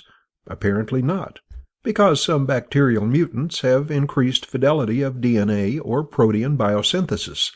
An example is so-called STRR mutants, which are resistant to the antibiotic streptomycin. Streptomycin increases the error rate in protein biosynthesis. In its absence, STRR mutants have high fidelity and grow more slowly than non-mutants. Because fidelity costs, it is optimized rather than maximized. Of course, error rates that are too high can cause death. Bacteria and haploid yeast die from a genetic error catastrophe when their mutation rate is increased 10,000-fold. There's ample evidence of trade-offs between accuracy and efficacy. In protein synthesis, there are about 3 erroneous amino acids for every 10,000 correct ones. In transcription, about 1 nucleotide per 100,000 is wrong, and in DNA replication, about 1 nucleotide is wrong in every 10 billion. Proteins are functional molecules that are used up, oxidized, broken down, and replenished by de novo synthesis. 1/3 of all proteins synthesized by normal human cells are immediately degraded by proteasomes because they have recognizable folding mistakes. Up to half of all messenger RNAs are erroneous and are therefore broken down. These cleanup systems probably contribute to the functional longevity of non-dividing cells such as neurons and cardiac muscle. There's a huge investment in the fidelity of DNA replication because genes are life's database. But when survival is threatened, even DNA fidelity is relaxed. For instance, when bacterial adaptation is limited by the available genetic diversity, genetically unstable populations adapt, at least in the short term, more rapidly than their stable counterparts. 2 classes of genes accelerate genetic variation by enhancing mutation and/or recombination in bacterial populations: stress-inducible wild-type genes and genes whose functional loss increases genetic variability. The former acts on individual cells and the latter on populations. Furthermore, genes encoding proteins under persistent selective pressure, such as a host's immunoglobulin genes or parasite target proteins and genes, show increased mutation rates. Thus, the fidelity of individual genes can be optimized. There's also a down-to-earth reason for DNA infidelity: DNA replication itself. A top-fidelity DNA copying machine, such as the DNA replication complex, can only copy chemically perfect DNA. But cellular DNA is not perfect because of spontaneous oxidation, hydrolysis, alkylation, strand breaks, and so on. As many as 300,000 such lesions may occur every day in every cell of a human body, most of which are dealt with by special repair systems. Each unrepaired lesion is a potentially lethal event that can stop the regular DNA replication machinery. However, SOS, a class of unusual DNA polymerases, allows DNA replication to proceed despite the lesions. Errors and infidelity, even wastefulness, can cause individual failure, but also provide innovation and robustness, ensuring the perpetuation of life. Nature does not exhaust itself for the sake of fidelity and perfectionism. Rather, errors are made, often repaired or discarded, but always tested as the source of blind innovation during the continuous adaptation to unpredictable environmental changes and challenges. At this juncture, Professor Aston may then want a deeper explanation of just how physics influences chemical bonds and in turn alters genetic sequences. The short answer to this is found in the latest research in how quantum mechanics and evolution intertwine. High-energy cosmic rays, for instance, can alter a single atom's location within a chemical strand and thereby induce an unexpected mutation.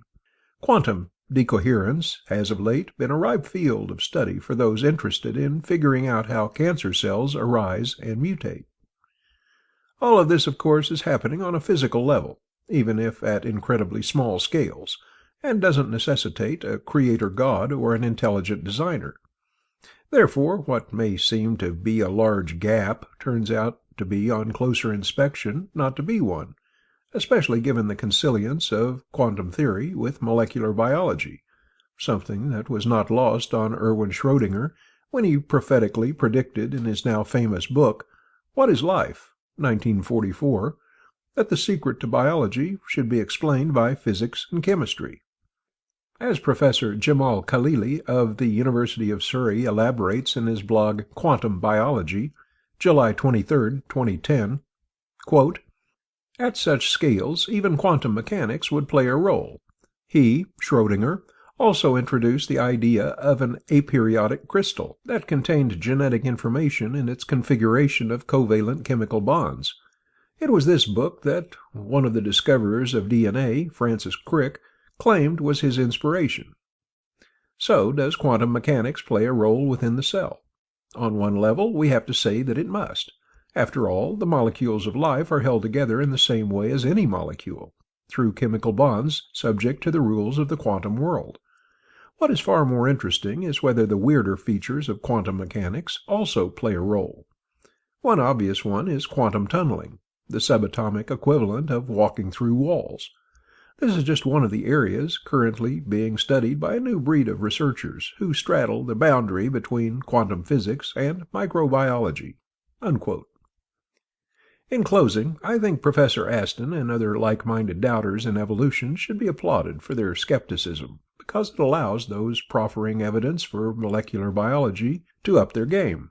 I realize that for many professional scientists this may be an unwarranted intrusion on their busy lives, where the evidence seems overwhelming and obvious, but the fact remains that if a proposition is indeed true and can withstand vigorous disagreement, its veridicality will illuminate all the more, especially as it reflects on other misplaced attempts, like creationism, to overthrow it.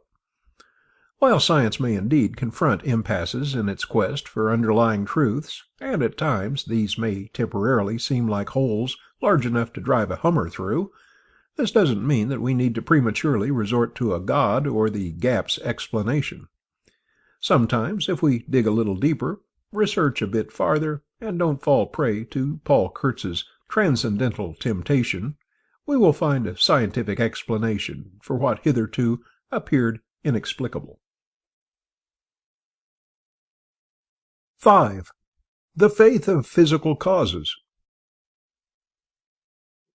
Recently, Professor Alexander Aston, in his second reply to my article Frisky Dirt, and to Frank Visser, founder of Integral World, has further clarified why he has severe doubts in an evolutionary theory that relies on random mutations.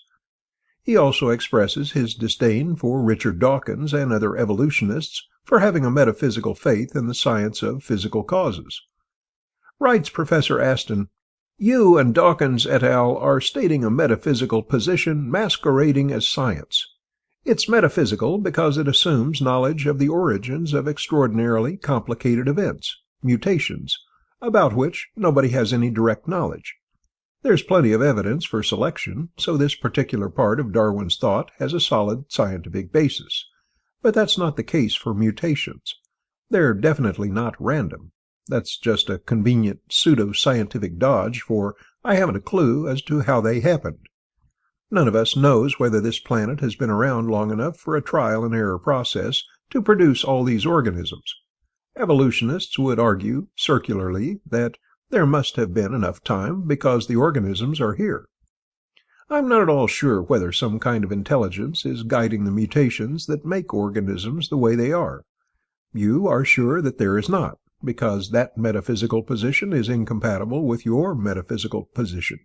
I simply don't know how they got to be the way they are, and neither do you or Dawkins. You are thus operating on faith, a faith in the notion that all physical events must have physical causes. Your metaphysics is a possible explanation for the existence of organisms that relies on countless highly improbable events happening in a highly improbable way. We haven't a clue as to what these probabilities are, in part because we don't have any idea what the base sample size of possible mutations is that we're operating from, and in part because we don't have any idea what the possible alternatives to the mutations that actually occurred are or were. Moreover, we know virtually nothing about the dead-end mutations that didn't enhance survival. Has this planet had enough time to experience all the random, trial-and-error mutations that would be needed to produce all these complex organisms? Maybe, but maybe not. That you and Dawkins would answer an unqualified yes is pure metaphysics, since you maintain a strong belief in the truth of something for which you really have no evidence. Can we find enough monkeys and enough typewriters and enough time and enough people to read what they type to get Hamlet? Well, maybe, but I doubt it. I prefer to believe that Hamlet has only one possible origin. Shakespeare intended to write that play and shaped it through an act of will into its present form. I realize that die-hard evolutionists are uncomfortable with supernatural explanations of origins, but think for a minute about the notion of a random mutation. Which is more scientific, to say, 1, I don't know why a particular mutation occurred, or how this organism came to have the genetic structure that it has, or 2, well, it must have been caused by physical events about which I have no direct knowledge, which I will choose to call random because it surely was not caused by some force that I don't yet understand. End of letter, January 18th, 2011. I must admit that I find Professor Alexander Aston's sweeping generalization that nobody has a clue about what causes mutations a bit surprising, especially when about 5 minutes of research on the subject of genetics would show him that scientists have already pinpointed how many of these alterations do, in fact, occur. For example, ultraviolet light can modify nucleotide bases such that an impinged guanine base, which would normally connect with cytosine, instead forms a pair with thymine. In addition, external factors such as nuclear radiation can damage DNA by breaking the bonds between oxygens O and phosphate groups P. Such a rupture of the phosphate backbone of DNA within a gene creates a mutated form of the gene. It is possible that the mutated gene will produce a protein that functions differently. Cells with broken DNA will attempt to fix the broken ends by joining these free ends to other pieces of DNA within the cell. This creates a type of mutation called translocation. If a translocation breakpoint occurs within or near a gene, that gene's function may be affected. learn.genetics.utah.edu. We are also keenly aware now of how DNA replication can, on occasion, make a mutation. On average, about 1 out of 100 million duplications, with the statistic usually being lower because of backup and corrective systems within the cell, which tends to repair incorrectly aligned bases, will result in an alteration from the original version, when a protein entitled DNA polymerase misplaces one part of the code. That such a thing occurs is not all that surprising when one takes into consideration the probabilistic nature of some atomic materials, which are themselves the building blocks to acid compounds. While it may be exceedingly difficult, given our current state of technology, to isolate each and every mutation, it's misleading and inaccurate to say that we are simply clueless about the causes of these mutations in molecular evolution.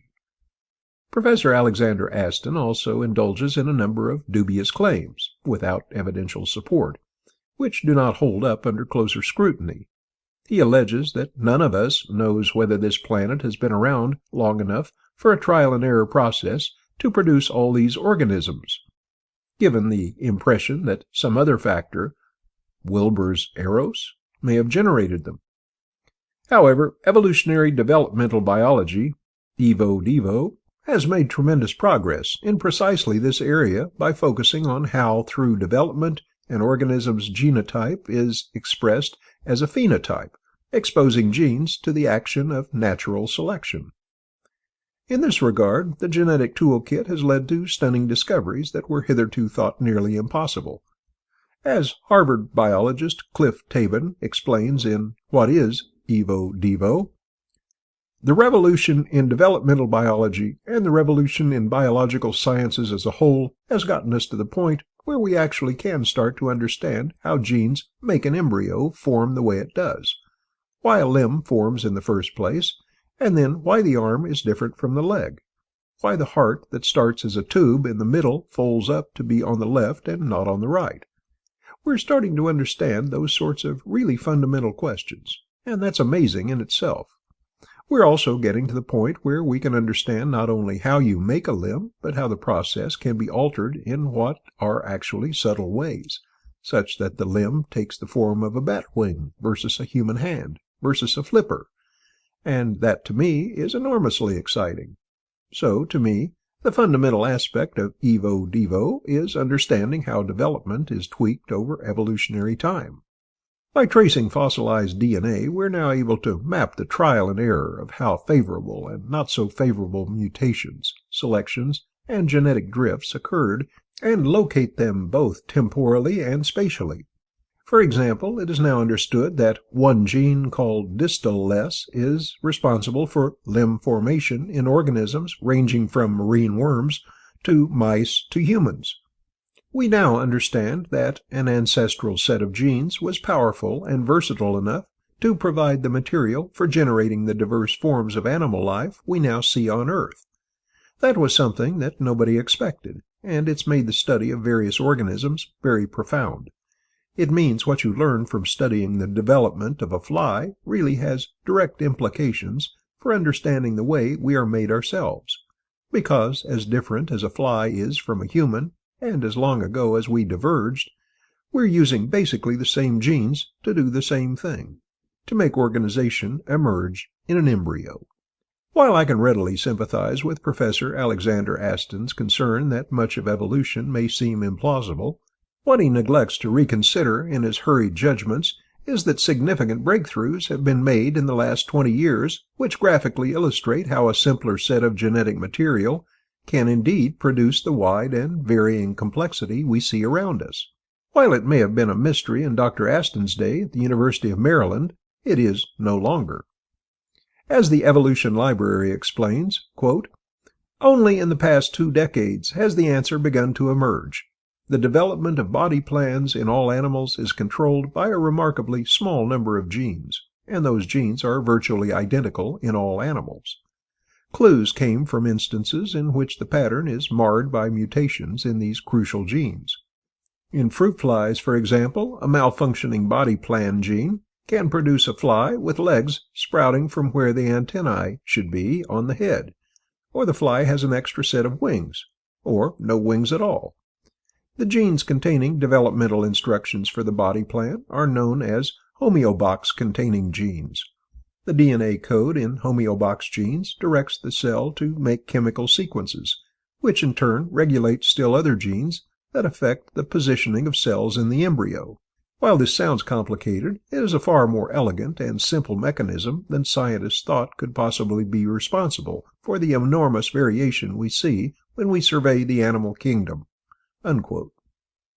Dr. Alexander Aston seems bewildered by the idea that evolution by natural selection is just too improbable to occur, and that scientists, out of some misplaced faith that all things must be explained naturalistically, are indulging in an undiluted form of pure metaphysics in order to justify their unwarranted belief in the science of just physical causes.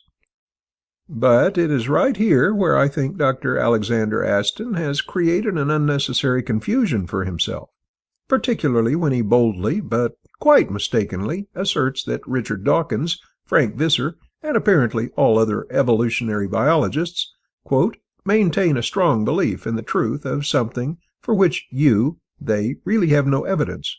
Unquote. In point of fact, the real reason evolutionary biology has been successful is because, unlike most creationist and intelligent designs, which are either guided by revealed holy books or a priori emotional convictions, it proffers divergent and unexpected lines of information that have verifiably empirical consequences. As I repeatedly remind my students, the underlying reason we are required to take all of our prescribed antibiotics when we're sick from a bacterial infection is due to the unassailable fact that such tiny organisms will mutate into more robust and virulent forms if they are not eliminated. Even creationists, some of whom may dispute the very mechanism of mutation, tend to follow the doctor's order when taking their zithromax. To say there really is no evidence for evolution by natural selection, which is lest we forget the real import of Professor Alexander Aston's first and second salvos concerning frisky dirt, why Ken Wilber's new creationism is pseudoscience, is to be completely blind to the numerous findings in the field. It's akin to suggesting that there's no evidence for gravity existing or that our planet doesn't orbit the sun. Yes, there are still many unanswered questions in evolutionary biology that need further investigation, and yes, we shouldn't buy hook, line, and sinker a scientific claim simply because a known authority, such as a Richard Dawkins, pontificates upon it. However, just because we ourselves may not stomach a particular theory, either because our intuitions or religious upbringing tells us otherwise, does not mean that equal weight should be given to theories like Ken Wilber's new creationism that are, to quote the infamous words of Niels Bohr, the distinguished quantum theorist, not even wrong. It may be one thing to ask deep and skeptical questions about a well-supported theory such as evolution by natural selection, but it is quite another to infer that something as untested and as speculative as intelligent design should be given equal consideration because one personally prefers it. Personal preferences are one thing, and science is another. To conflate the two can only lead to unnecessary confusion, and may be one of the reasons why science and religion have had such warring difficulties in the past. Finally, Professor Alexander Aston reveals his creationist leanings when he writes near the end of his rejoinder, quote, "I prefer to believe that Hamlet has only one possible origin. Shakespeare intended to write that play and shaped it through an act of will into its present form." Unquote. Now, I don't want to get necessarily sidetracked here, questioning how Hamlet was actually composed. Some scholars claim that Shakespeare appropriated famous phrases and other lines, apparently appropriate for his time, into his plays, and refashioning them into his own distinctive style, what some may call a literary mutation. But I do want to underline the two key words in Professor Aston's autobiographical confessional: I prefer.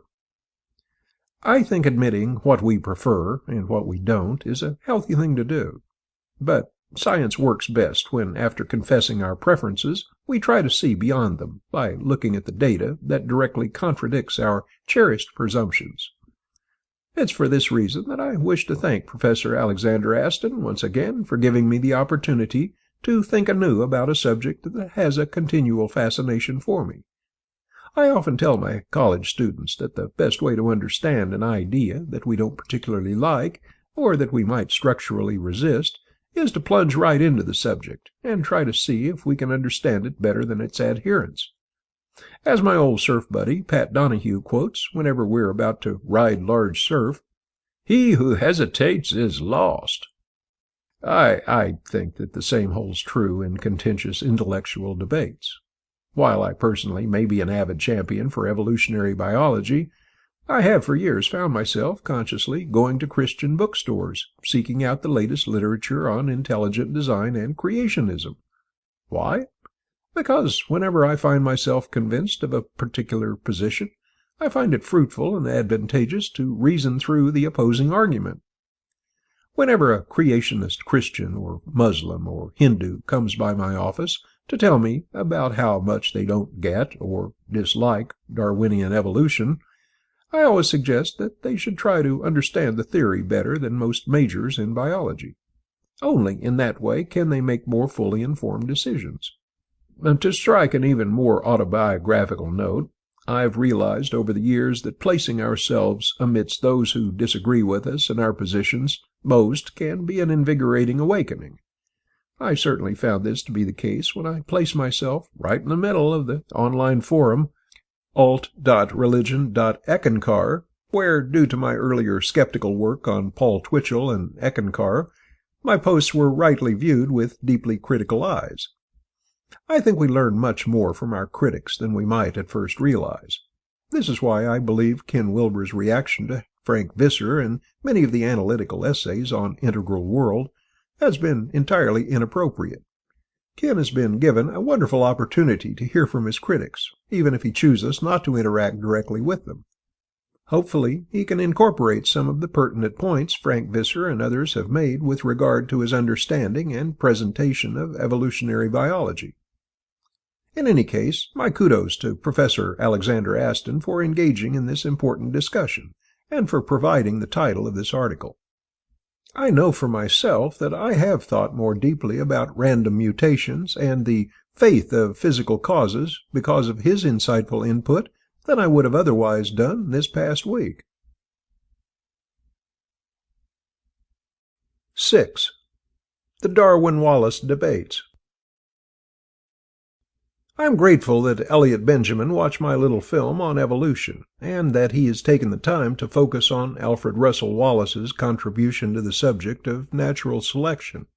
It's one of those nice coincidences that for the past few days I have been rereading one of my favorite biographies of Wallace entitled The Heretic in Darwin's Court, The Life of Alfred Russel Wallace, by Ross A. Sloan, New York, Columbia University Press, 2004.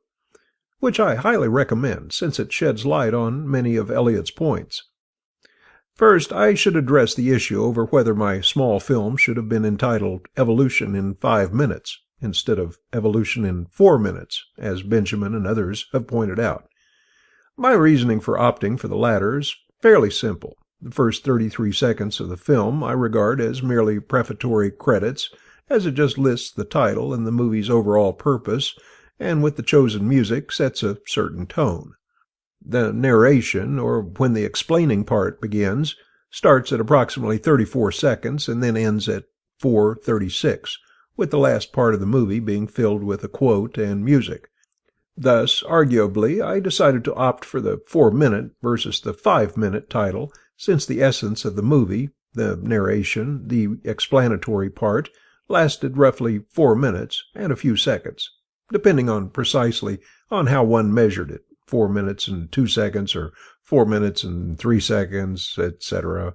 Now, the meat of Elliot Benjamin's objection to my film focuses on my inclusion of Alfred Russel Wallace and how he's being portrayed, particularly as it relates to the idea that natural selection being a blind force without any intelligent guidance. In the film, which is more about explaining how evolution by natural selection works than a biography of its reputed co-founders, has only 2 sentences that mention Wallace, and each time it's conjoined with Darwin's. Here they are. Charles Darwin and Alfred Russel Wallace co-discovered natural selection in the mid-part of the 19th century, and it is the key mechanism behind how and why our unique genetic book is so configured. We are, in sum, the end result of a blind watchmaker. Darwin's and Wallace's great discovery was that rich complexity can arise naturally without any intelligent guidance whatsoever. Benjamin first wants to raise the issue, though apparently not too contentiously, about whether in actuality Wallace, not Darwin, was the true originator of the theory of evolution. Now, to be clear, neither Wallace or Darwin were the originators of the theory of evolution, since the idea of evolution has a long and fruitful history, going as far back in recorded history to the pre-Socratic philosopher Anaximander of Miletus, 610 to 546 BCE. Even early Chinese philosophers, including Zhuangzi of the 4th century BCE, argued for the fluidity of species. Greek thought. No, what Wallace and Darwin co-discovered was the mechanism behind how species evolved over time, and this became more commonly known as natural selection. In Wallace's famous February 1858 paper on the tendency of varieties to depart indefinitely from the original type, which we republished in magazine form for the MSAC Philosophy Group several years ago, go here for the free PDF download, http://tinyurl.com/MLUF2V7. This process is explained as, quote, "The numbers that die annually must be immense, and as the individual existence of each animal depends upon itself, those that die must be the weakest, the very young, the aged, and the diseased, while those that prolong their existence can only be the most perfect in health and vigor, those who are best able to obtain food regularly and avoid their numerous enemies. It is, as we commenced by remarking, a struggle for existence, in which the weakest and least perfectly organized must always succumb." Unquote. As to the question of who discovered natural selection first, it's certainly true that Alfred Russel Wallace's letter to Charles Darwin, dated October 10, 1856, which included the article "On the Law which has regulated the introduction of new species," clearly prompted a crisis of conscience in Darwin. Why? Because Darwin, for some 20 years, had been writing extensively, but privately, on the same subject as Wallace. Indeed, Darwin had even finished an early manuscript on evolution in 1844 that he wanted his friend Charles Lyell to edit. Eventually, though, an agreement was hashed out by Joseph Hooker and Lyell to have both Darwin's and Wallace's papers jointly submitted and read by the Linnean Society in London, England, which was hurriedly done on July 1, 1858. Understandably, there is still some debate over who deserves priority for the discovery of natural selection.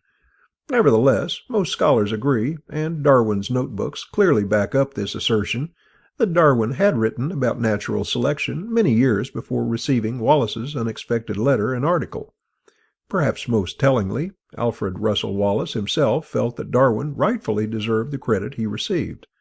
As Wallace's sympathetic biographer, Ross A. Slaughton, admits, quote, "Wallace considered it a most fortunate circumstance that he had initiated a correspondence with Darwin on the subject of varieties, and thus caused Darwin to move up the publication date of part of his researches. He had no doubt that Darwin's views were more complete than his own, and secured the right to claim priority." Unquote. Wallace himself wrote in 1858, quote, "It would have caused me much pain and regret had Mr. Darwin's excess of generosity led him to make public my paper unaccompanied by his own." Unquote. Later, after the publication of Darwin's On the Origin of Species in 1859, Wallace, after reading the book 5 times, would go on to lavish unabashed praise about what Darwin had achieved. Writes Wallace, quote, "I really feel thankful that it has not been left to me to give the theory to the public. Mr. Darwin has created a new science and a new philosophy, and I believe that never has such a complete illustration of a new branch of human knowledge been due to the labor and researches of a single man. Never have such masses of facts been combined into a system and brought to bear upon the establishment of such a grand and new and simple philosophy." Unquote. So, in essence, what is natural selection?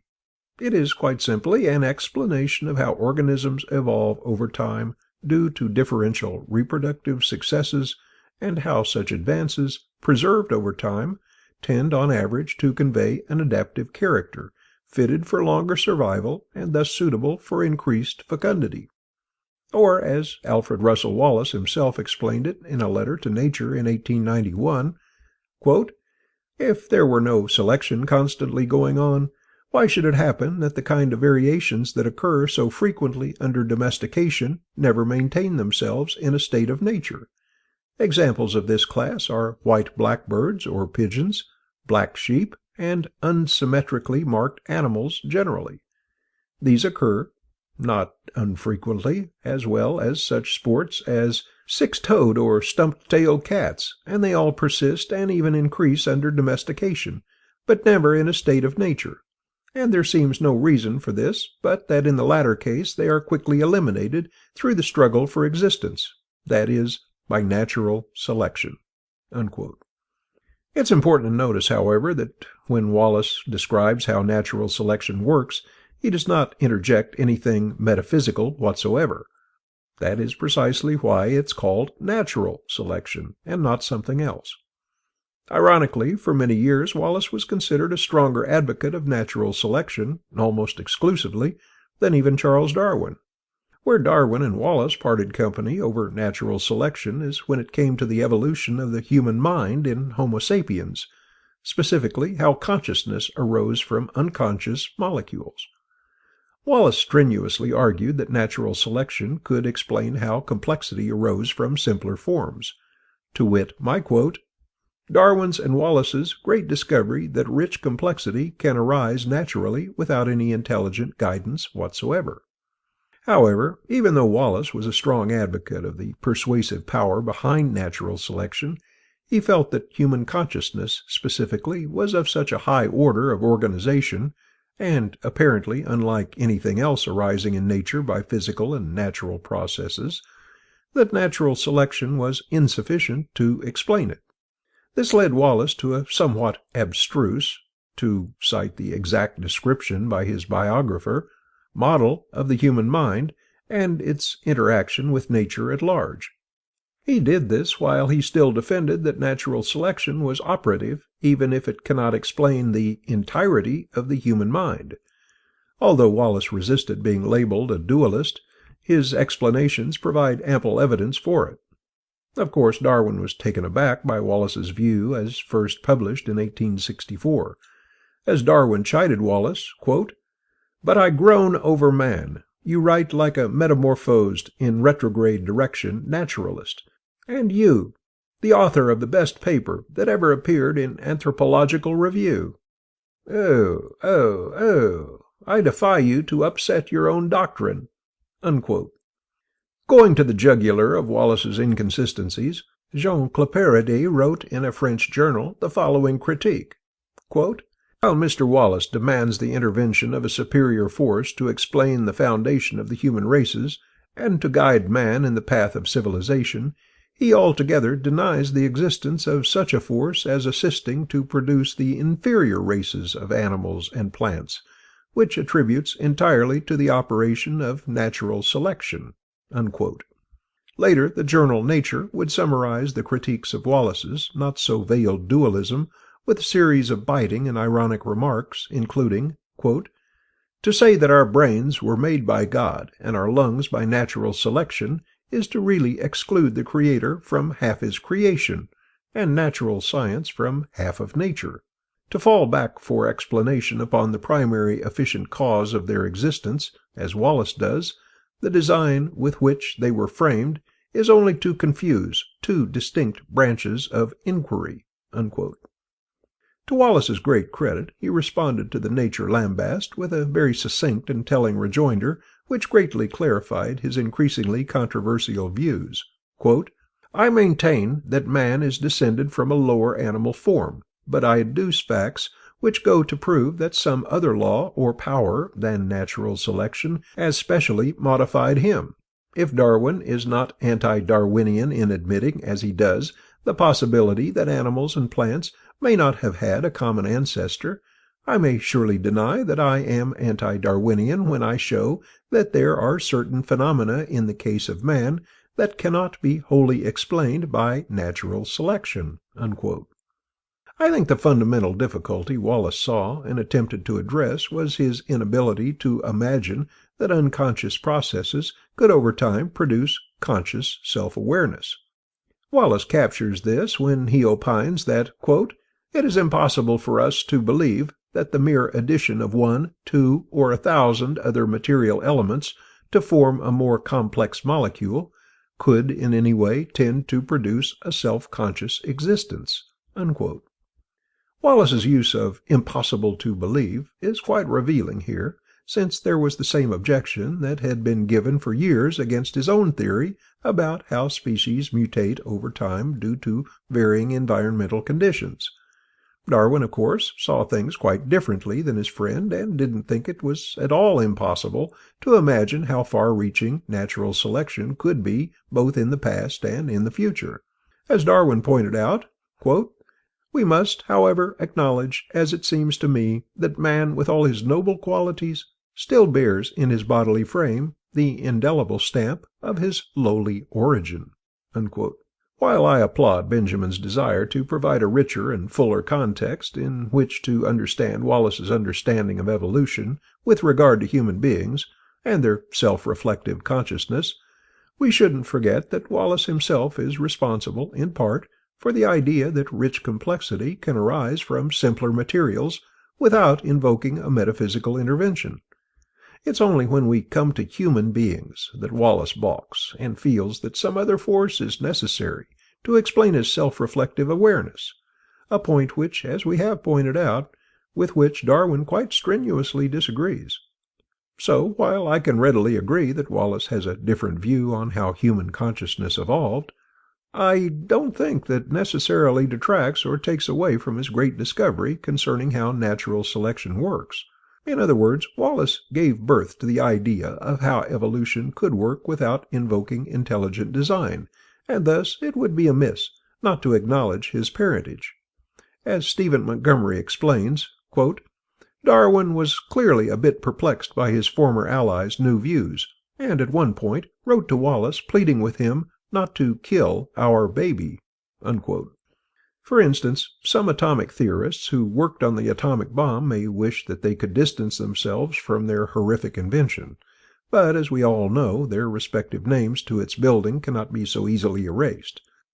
Likewise, even if Wallace later wanted to distance himself from his original discovery and its attendant implications, or to introduce a new metaphysical force for human consciousness, there's no getting around the fact that he was himself responsible for introducing a purely naturalistic explanation for why evolution occurs. That's why I included his name along with Darwin's when I said Darwin's and Wallace's great discovery was that rich complexity can arise naturally without any intelligent guidance whatsoever. To leave his name out would, at least in my mind, be akin to deleting a parent's name on a birth certificate. But lest I be accused of overstating my case, I fully acknowledge and deeply appreciate Elliot Benjamin's essay that brings up a more nuanced view of Wallace's views on human evolution specifically.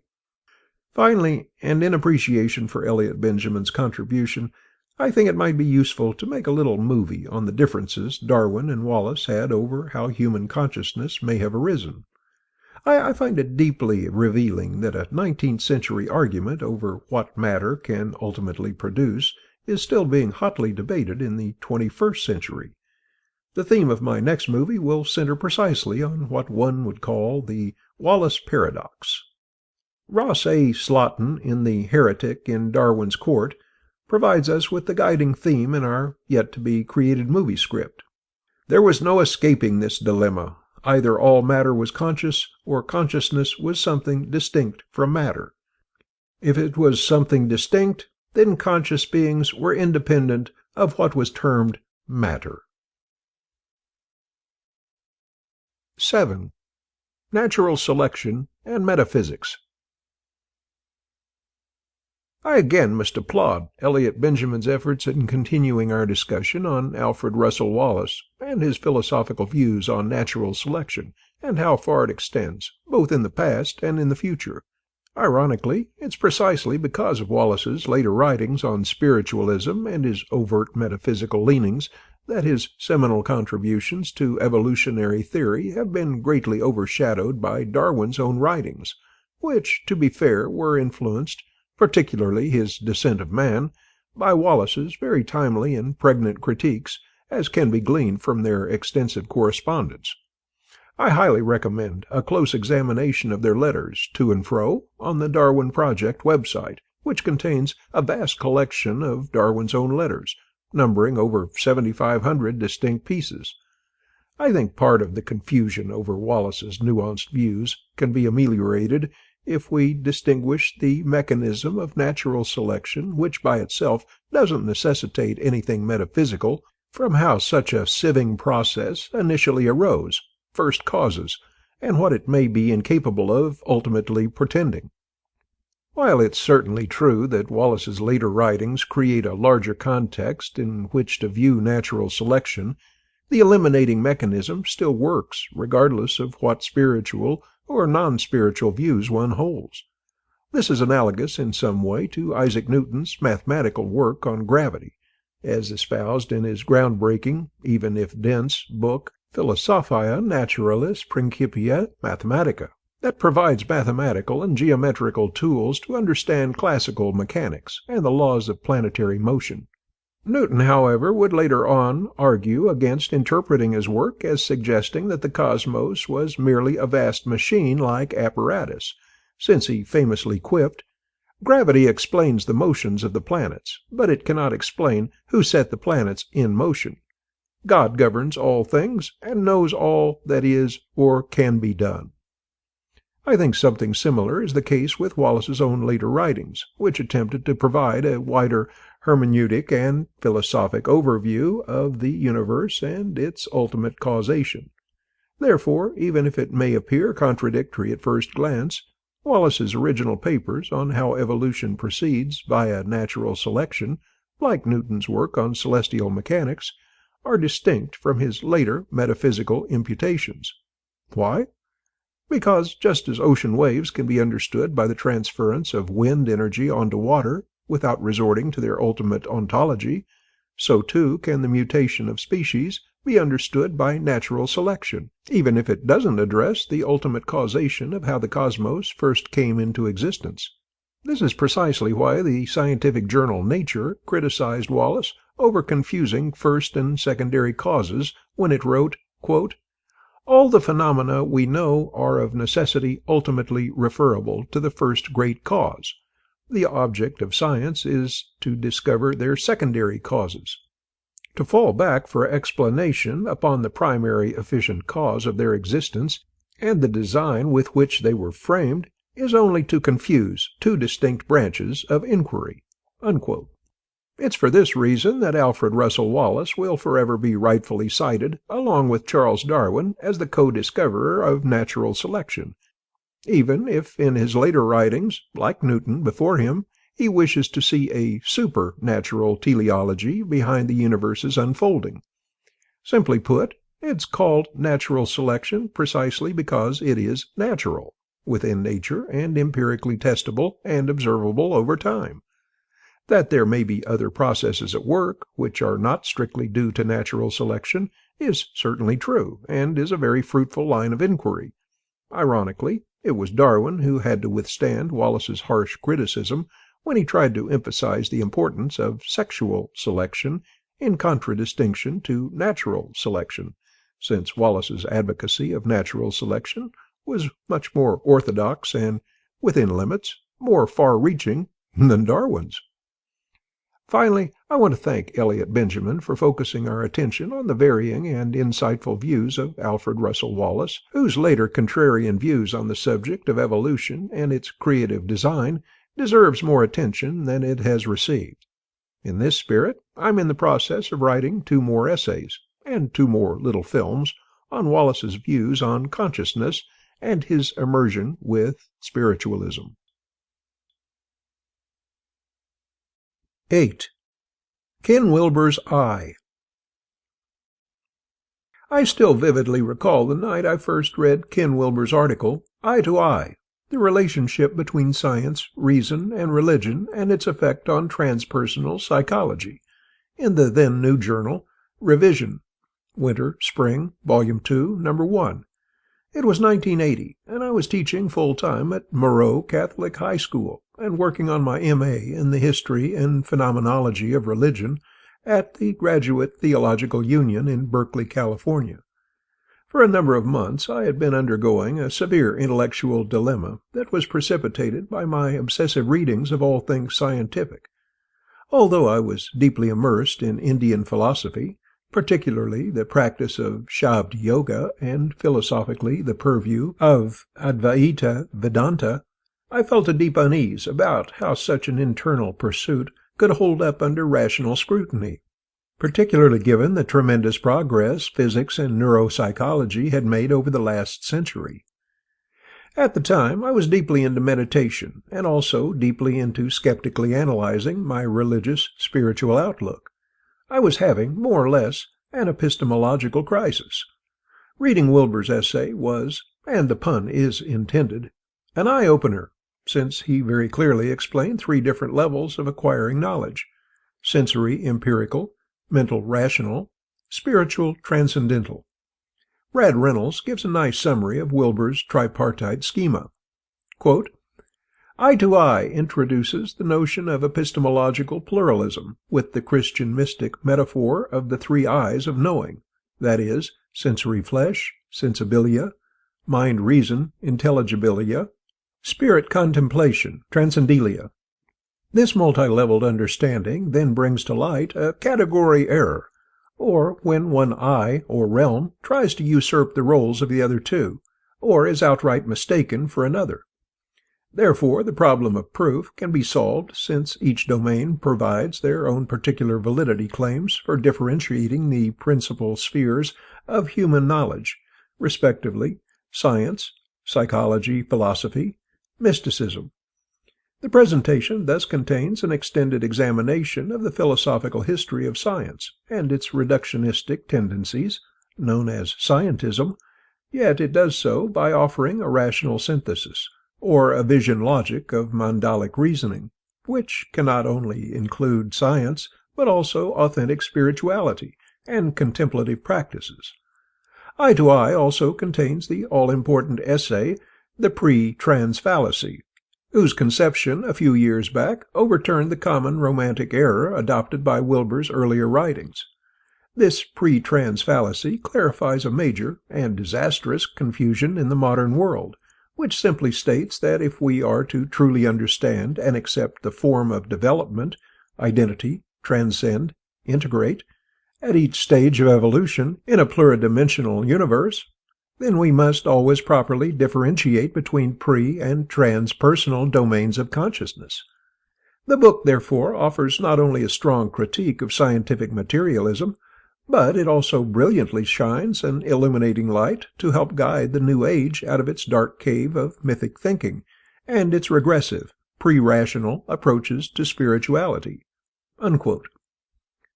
I read Wilber's article very closely several times late into the night and into the next morning. It was about 3 or so in the morning when I experienced an intellectual moment of satori, a flash of clarity about the pursuit of knowledge and its many pathways. I immediately became a Wilber convert, since he had, by his clarity of thought, provided me with an intellectually satisfying way to justify both my scientific and mystical pursuits. They were not, as I originally feared, mutually exclusive. Integral semiotics. I say this as a prefatory note to Ken Wilber's latest essay, Integral Semiotics, which is reportedly an excerpt from Volume 2 of the Cosmos Trilogy, since it is in many ways a sophisticated, if still debatable, extension of Wilber's Eye to Eye article, which was originally penned nearly 35 years ago. Given my earlier admiration of Wilber's essay on methodological pluralism, I find there is much that I like in his new refinement, even though one has to be cautious not to fall prey to some of his unnecessary reifications. Wilber provides a clear overview of his thesis in paragraph 3, where he writes, quote, "But my point is that they all, in fact, exist in a specific world space that can itself be discovered and experienced, such as the causal or formless state of consciousness, particular stages of meditation, specific peak experiences, or altered states. When one is in those world spaces, and not simply staring at the sensorimotor world space, then the actual reference, the real phenomena of each referent, can be clearly seen or experienced. And this changes the nature and meaning of semiotics altogether, by asserting that any given referent of a particular signifier exists in a specific world space, and in order to experience that referent appropriately, if it exists at all, the subject must get itself into that particular world space, and only then look around for the referent." Unquote. Wilber's point, though obvious, is important in understanding that there are multiple states of awareness, and to properly understand what is transpiring in any one of those states necessitates actually being within that particular stream of consciousness, what Wilber repeatedly calls world space. Otherwise, one cannot fully appreciate the inherent nuances that attend within that conscious space. I can draw on an obvious example from my own medical history to back up Wilber's assertion here. For a number of years, I completely lost my sense of smell and taste, and thus an entire world space, what one may call an olfactory universe, was shut off from me, try as I might to imagine it once again. However, shortly after surgery, or a heavy dose of prednisone, my sense of smell comes back, and I enter into the most wonderful galaxy of scents, from seaweed to coffee to chipotle salsa. It is literally unimaginable, in terms of lived-through experience, to conjure up such a sensual region unless one is immersed within that region. Importantly, and this goes to the very heart of why methodological pluralism is vital to integral theory, Wilber wants to argue that reality is far more than mere sensorimotor reference. Quote, "But in addition to the sensorimotor world space, there are the emotional, the magical, the mythical, the rational, the planetary, the holistic, the integral, the global, the transglobal, the visionary, the transcendental, and the transcendental eminent world spaces, to name a prominent handful. And all of those world spaces have their own phenomenologically real objects or reference. A dog exists in the sensory-motor world space and can be seen by any holon with physical eyes. The square root of a -1 exists in the rational world space and can be seen by anyone who develops to the dimension of formal operations. And Buddha nature exists in the causal world space and can be easily seen by anybody who develops to that very real dimension of their own state possibilities. But neither the square root of a -1 nor Buddha nature can be seen in the sensory-motor world. And all the philosophies that take the material realm or the sensory-motor realm as the prime reality, or that take consciousness-free ontology as the basic given, will not be able to locate either of those, and will hence conclude they both lack a fundamental reality, unless they go out of their way to make an exception, as, for example, positivism does when it says that all that is real are things and numbers. But too bad for Buddha nature or spirit. Just can't be found in the realm of dirt or numbers, and thus is unceremoniously erased from the face of the cosmos. In other words, the real referent of a valid utterance exists in a specific world space. The empiricist theories have failed, in general because they ultimately recognize only the sensory-motor world space, and thus cannot even account for the existence of their own theories, which do not exist in the sensory-motor world space, but in the rational world space." Unquote. While Wilber's argument from a phenomenological perspective makes eminently good sense, the danger in his approach is that he tends to fall prey to premature reifications when he uses such words as Buddha, nature, or spirit, as if such terms have already been universally accepted by all and sundry, which they have not. Moreover, he tends to confuse experience with its causation reality, forgetting in the process of how easy it is for anyone to be deceived or duped by how certain phenomena are produced. Ironically, Wilber tends to invoke a naive realism when addressing a so-called shared reality. For example, he argues, "When we perceive an apple and say, 'I see the apple,' and the brain lights up in a particular way, we do not conclude the apple only exists as a brainwave pattern. It otherwise has no reality. No, we conclude that the apple is a real object in the real world, and as the brain perceives it, it lights up in various specific ways." While on the surface this may seem evidential, the fact remains that we could be mistaken about the perceived object, and on closer inspection discover that it wasn't an apple but a pear, or perhaps a 3D paper object which only appears to be a real fruit. I am belaboring this point because there is no absolute given even in the sensory empirical world, which could not potentially be mislabeled or misinterpreted.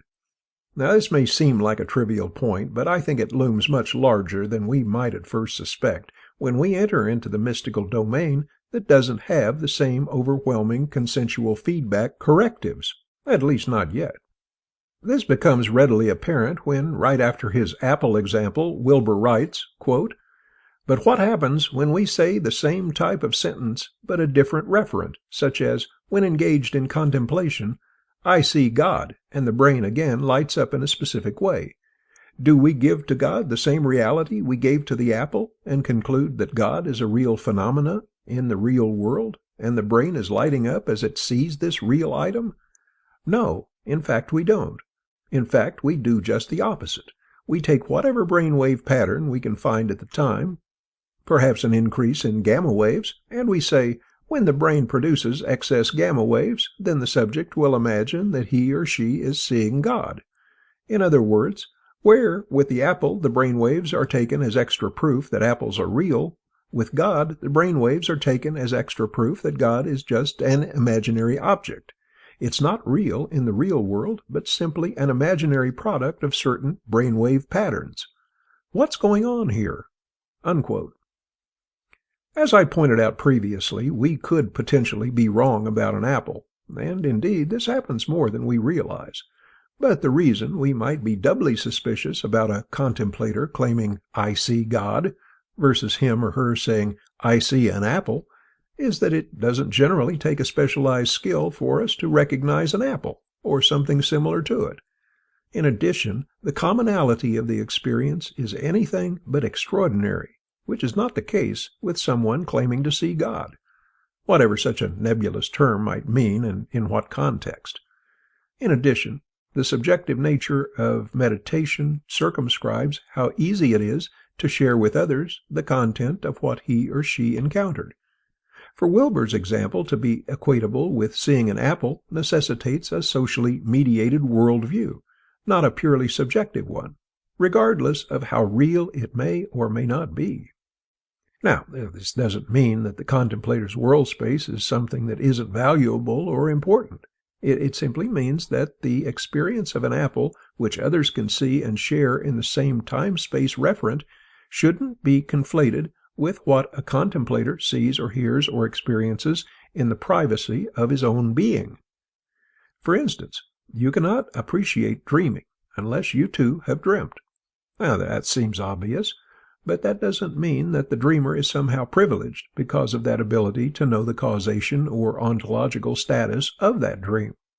Thus, while I applaud Wilber's insistence that we should explore varying regions of consciousness via meditation or otherwise, I think it is misleading to then pontificate about the reality or truth value of such experiences by trying to equate seeing an apple in the sensory-motor arena with seeing God in contemplation, and then lambasting those who argue that there may be a difference between them.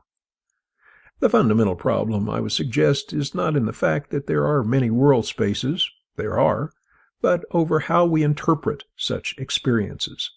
The very reason we have confidence in the relative reality of an apple versus one person's claim of seeing God is that the former can be socially mediated, whereas the latter lacks such social verification. It's premature, to say the least, that such experiences can be properly adjudicated even if we have an idealized Wilber Sangat of enlightened beings. David Blaine, the noted street magician, can easily trick onlookers with the most rudimentary of magic tricks, and all this even while we are well trained in our five senses. One can only imagine how easy it would be to trick someone into inflating their own meditative experiences into something far grander than it actually is. Furthermore, the term apple is much more specific than the word God, which is far too abstract and too generalized a term to be useful in a discussion designed for specificity. Later on in his essay, Wilber elaborates on the importance of knowing the correct cosmic address to enter into these world spaces.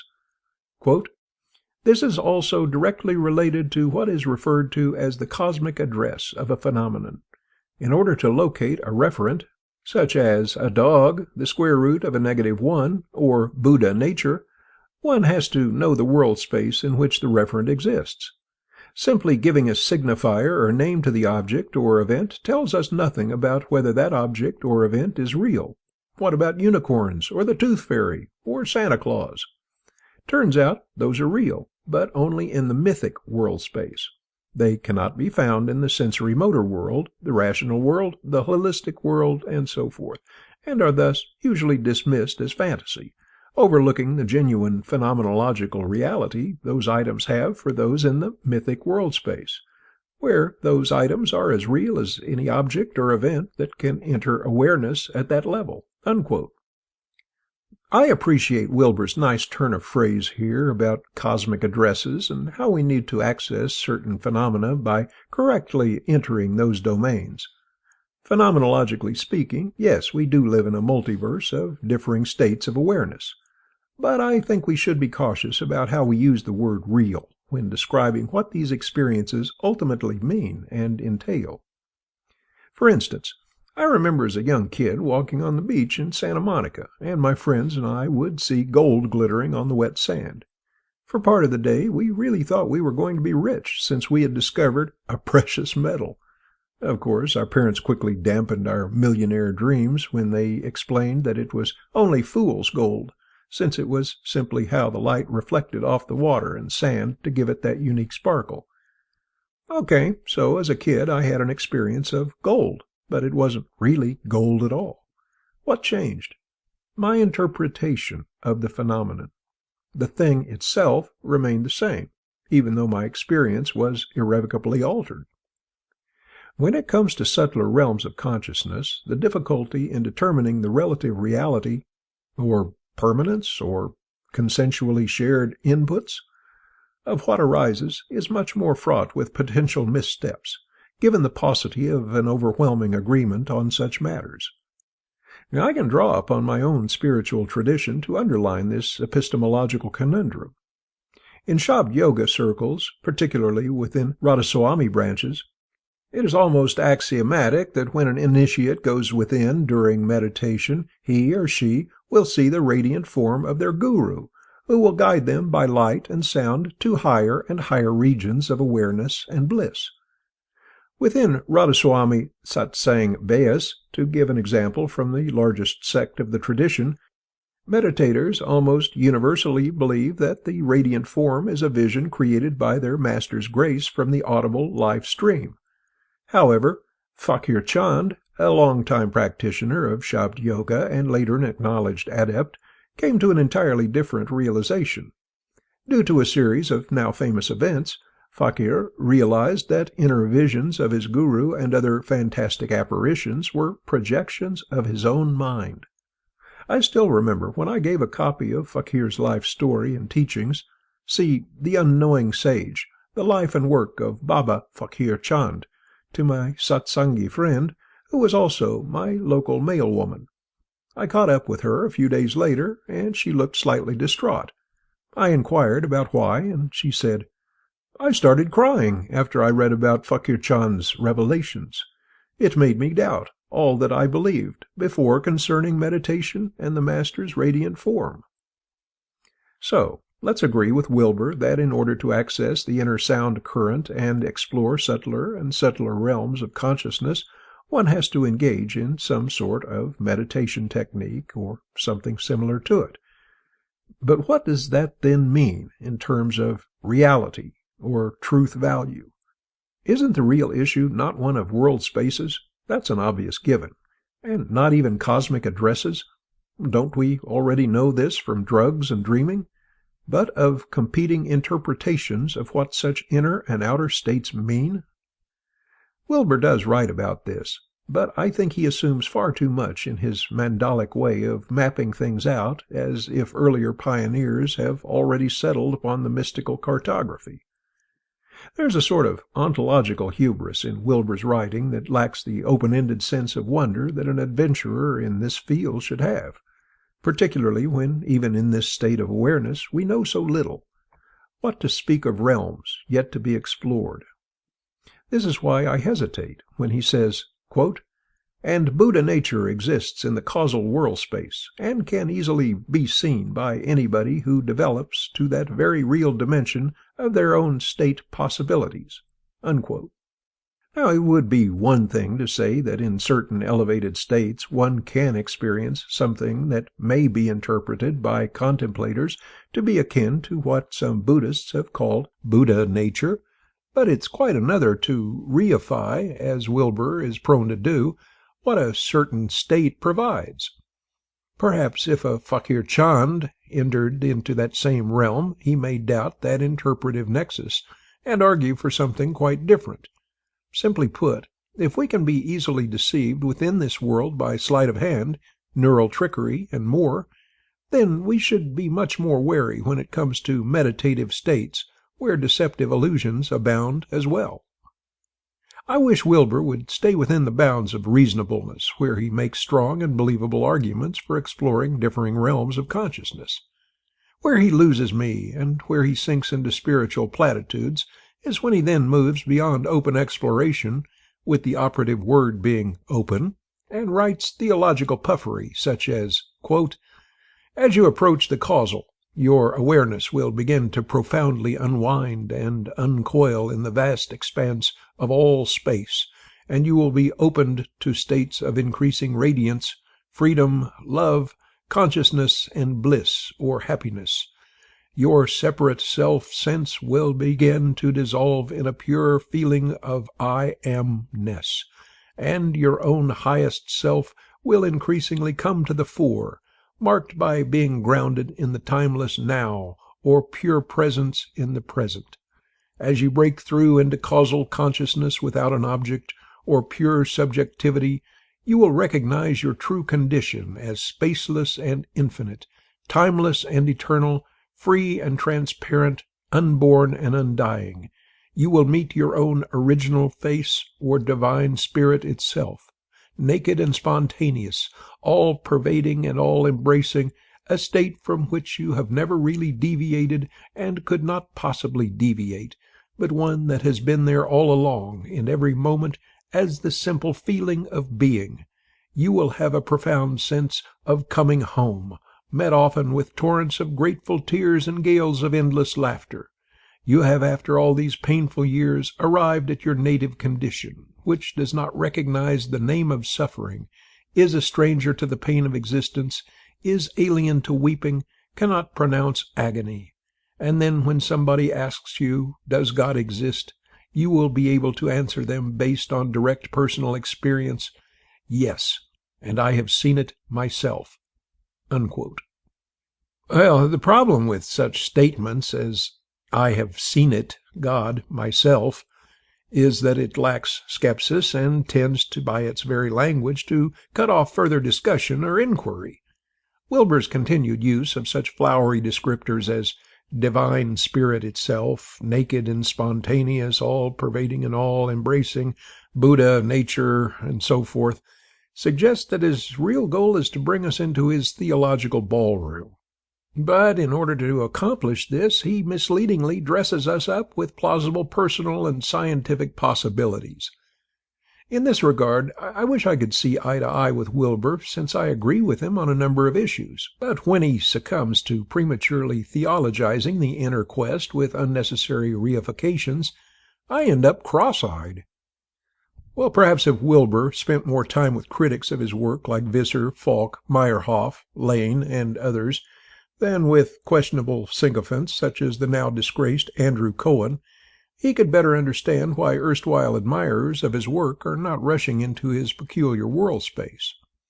I say all of this because Wilber has given us many valuable insights, but they seem hamstrung by his apparent conceit to prefigure and finalize that which is still open for vigorous debate and refutation. As Scott London tellingly explained in his review of Ken Wilber's book, One Taste, quote, "Someone once observed that there are at bottom two kinds of writers, those who write what they know and those who write in order to know. Wilber clearly belongs to the former camp.